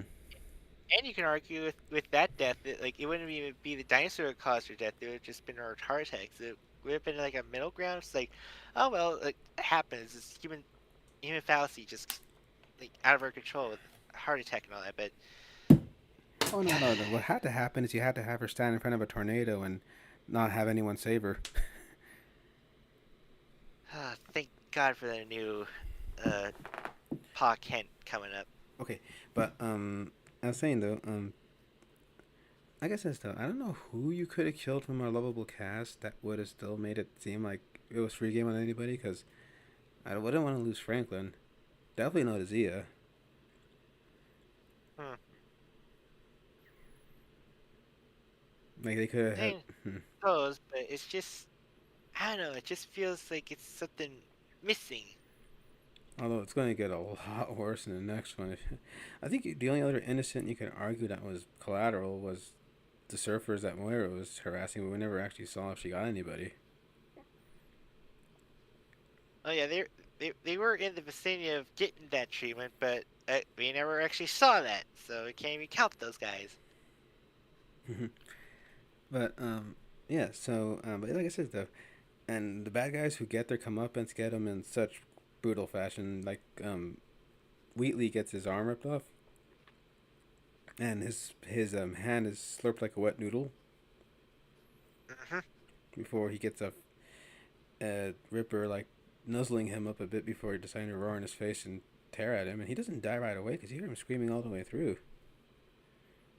And there's Ellis, as we said before, he gets his Wishbone 2 Electric Boogaloo treatment with a little bit more added screaming, which we didn't even. I don't think Eddie managed to scream as when he was being pulled in half at that point. And then um uh, Lockwood wasn't even killed by a dinosaur. He just got killed by his greedy Eli Mills. So hmm. I know it's been like graphics say, but I think with when no the dinosaurs would have been still down at base. I had a crazy thought that maybe his Marines would have gotten eaten by copies. Oh, what if he actually got eaten by an Indoraptor, Yeah, and that would have like freaked Maisie out even more. that could have been a way to do it. It would remind me a lot of Dr. Frock meeting his end at the hands of the Cathoga in The Relic. Spoilers for that old movie. That's very much in the vein of Jurassic Park, but yeah. I'm sure Ian knows exactly what I'm talking about by me mentioning that. But But I don't know who else you could have killed that would have made it seem like fair game because even in the Jurassic Park, the only one who came close to buying it from our beloved cast was Ian, because everyone was already against Gennaro. We didn't really get to know much of Arnold or and Dennis. We were rooting for against. So Muldoon, we got to know a little bit, understand where his plight is, but he gets to end with the Raptor. so, so we probably needed like one good guy who we could get attached to, but not attached enough that we'd be like, oh shit, when they get taken out. Fingers crossed again for Rebirth. I just keep saying it, it's just we need we need nature to just be like unbiased again. Just Although, all I'm saying. oh man, I'm praying all the more for Jonathan Bailey because of all the possible suspects, he'd probably be the one to go. Given that you might say, oh well, there's Duncan like trying to play distraction hero moment, but I don't think he'd probably meet his end in that scene. Hopefully, but But anyway. So speaking of morality, I guess we're gonna talk about this big choice. Was it right to let the dinos out or no? because In the scene, there's a gas leak that's happening, and despite all the efforts of Franklin to see it, it's still going to affect the dinosaurs that are trapped in the basin. The most they did was clear letting them out of the cages, but they're still going to be stuck inside the building. Claire's left with the button that can open the back door. Does she have it in her to actually let the dinosaurs out into the mainland, or is she really just going to sit there and watch them go extinct? well, even Owen warns her, saying we're not on an island anymore, saying that if we hit that button, there's no going back. Claire was almost close to doing it, especially since she still probably has that recent heartache of seeing the Bracky die out in front of her. She doesn't want to see that again. But then she has to realize, like she's also an analyst. She realizes that there's a huge chance that all these dinosaurs, like even the herbivores, they could cause a lot of damage, a lot of uproar, a lot of A lot of things problems. are going to be a lot of problems. But of course, the decision is ultimately up to the other uh, unofficial Jurassic Park experiment, their little clone Maisie, who gives the statements like, "I had to. They're just like me. They're And, life like me." but another thing too is it goes back to a line set up way earlier by Loco when she says, "My mom, has she been to the islands?" Oh yes, he says she would have saved them. She would have saved them all, and because she is the mirror image of her mom, she decides to honor that request. Besides, it takes a child's mind to not want to see dinosaurs die that way. Now, let let's kind of play it off a little bit. Let's say we were the ones that were making the decision. Would you, Jonesy, actually press the button to let these guys out? I probably wouldn't, as loath as I am to say it, just because. Uh, well, then again, I don't know if I could stand to watch them die either. So I can't give you a either or answer. It's very. I I'd probably press the button. Well, honestly, I would press the button too, because as much as I know that they're dangerous and all that, nature itself is already dangerous. I mean, we got wild bears and all manner of like different flora and fauna that could kill you just as easily. Jellyfish. Yeah, jellyfish even, but it's No, but here's the there's thing. there's no way I would be able to sit and stand and watch these poor things just like die out in asphyxiation from like dangerous gas like that. There's no way. I am not going to be that heartless ever. I would, without hesitation, press the button. So then another thing too, though. Someone pointed out, in a way, though, Maisie did inadvertently save the world with her actions because it was the dinosaur stampede that stopped Mills from getting a clean exit. It was the dinosaur stampede that allowed Rexy to kill Mills, and it was who would have continued the endo experiments, and it was And Maisie even, letting them out that led to Rexy destroying the last of the hybrid program. and even if she didn't make the choice, there still would have been dinosaurs that already got shipped out. So the either way, dinosaurs would still have been out in the wild. It's just now we have like wild cards that are out and about now, which we'll get to be able to see how people react in different ways through all those shorts, and also the Battle for Big Rock short, which we'll discuss next time. But yeah, but that's where the story went to. I know with a friend of mine, he loves the dinosaurs, but he said, "Man, I wouldn't have pressed the button." Like Ian was right; they had their shot.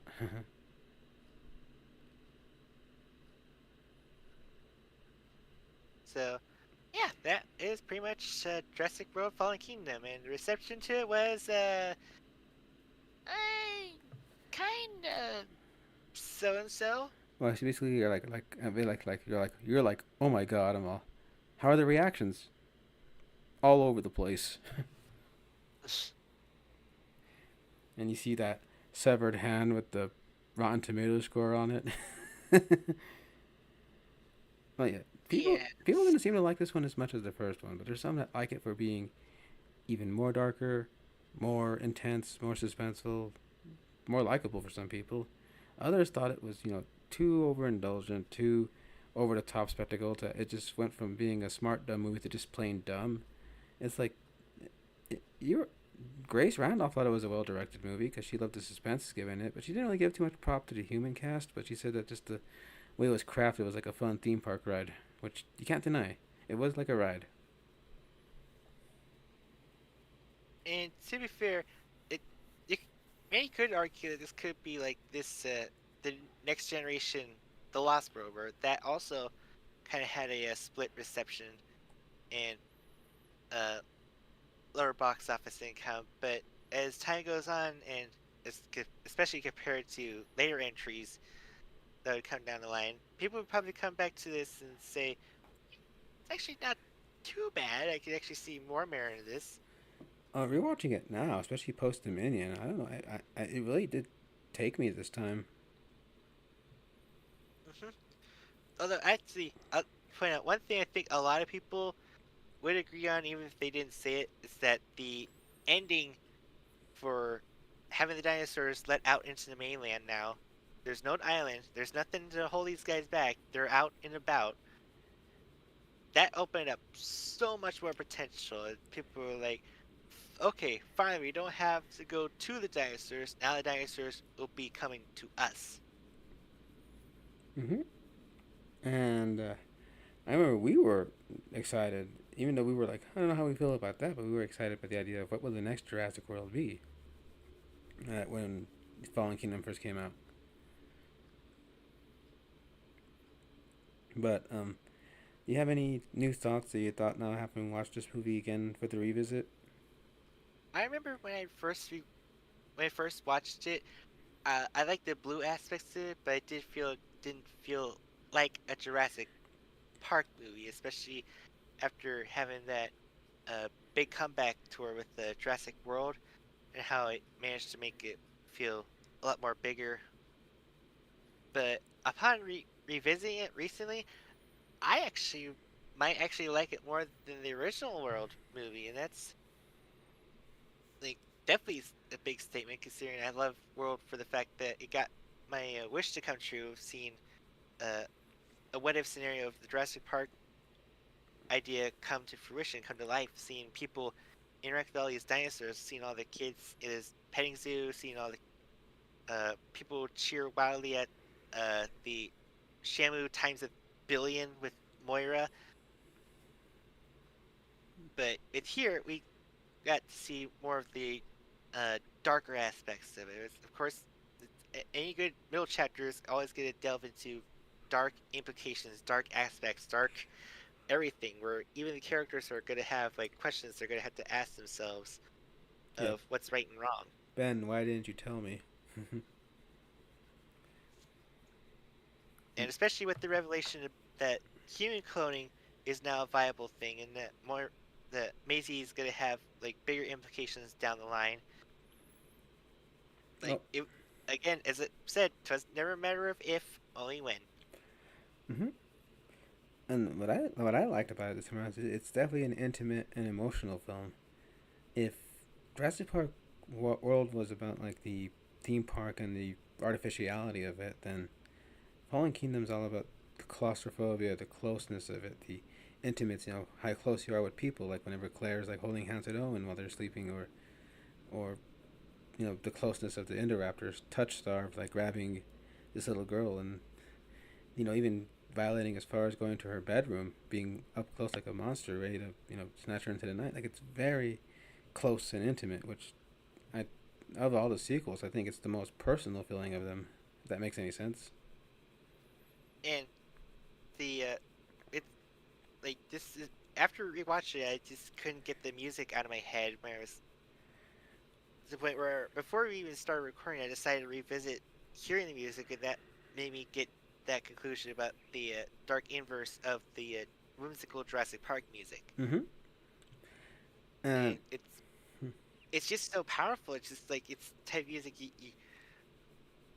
can't unhear. I've seen comments in those YouTube videos of the song where it's like this moment here is where like Indo's on the rooftop, thunder roars. He didn't have to go hard, but he did. And of course, And whew, it. There was another thing too about the whole. I found the comedy bits a little uneven the first time I saw it, but now I recognize it as a way to like offset the implications in horror that you get from this being a part Resident Evil movie. Now that you think about it. oh yeah, I definitely feel. Dude, Jay Boyena should have been tapped in to do a Resident Evil movie. He would like be nailing it like hands down. Oh, we're getting the guy who did what was it called? Uh, Not Berserk. There was a recent movie that came out from Fox. It was a basement movie. So is it a B? Barbarian, yeah, that Barbarian. I oh that was him. Oh my god, yeah, no question he would do that because he that also that movie definitely feels like a Resident Evil light kind of movie. Like definitely like the Resident Evil 7-ish vibe to it, especially when they get to the basement. That's oh boy, that's just messed up. But yeah, so they're gonna go for a I like the meshing of this movie called Weapons. That looks pretty creepy too. Yeah, so the practical and CG effects still hold up really well, and like I said, the blue story is the heart of it all. I think one thing that was funny is that all the advertising pretty much gave away the ending montage, showing like the Mosasaur, the surfers, or the T Rex roaring at a lion at San Diego Zoo. Although they didn't spoil how they were gonna get out though, which is definitely gonna be a big talking point. Which But like I said, hey, at least it could have been worse. It could have been a Genesis spoiler. God damn it, Paramount! What the fuck were you on? I don't know. Well, Warner Brothers did it first. Marcus Wright and James Cameron kind of did it first too. With this time there are two. Huh. Anyway, um, so but like I said though, I've actually liked it okay when I first saw it, and I always had it as an okay. But in the face of the whole saga as it is now, I think it's elevated itself a bit. Kind of, if I had to go, I'd probably go World. Lost World, Park, and maybe this one.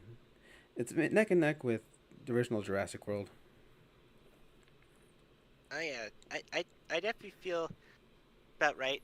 Lost World, Fallen Kingdom, Jurassic Park to me. Wow, it really elevated. But like I said, it is an intimate movie. To be fair, I'm a horror girl. I'm biased a little bit in that way. But like I said, I think the intimacy is what I appreciate the most out of this movie, and it does have a lot of Crichton elements. Hmm.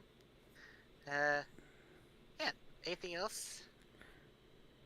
I do think Michael J. Aquino went harder than he should have in some points, like to the point where they had to make a musical title to go with it, rather than your slow little title insert, title insert. No, they say we're going to have the lava burn through the ruins to create the brand logo of the Jurassic World series with that Yeah, dramatic.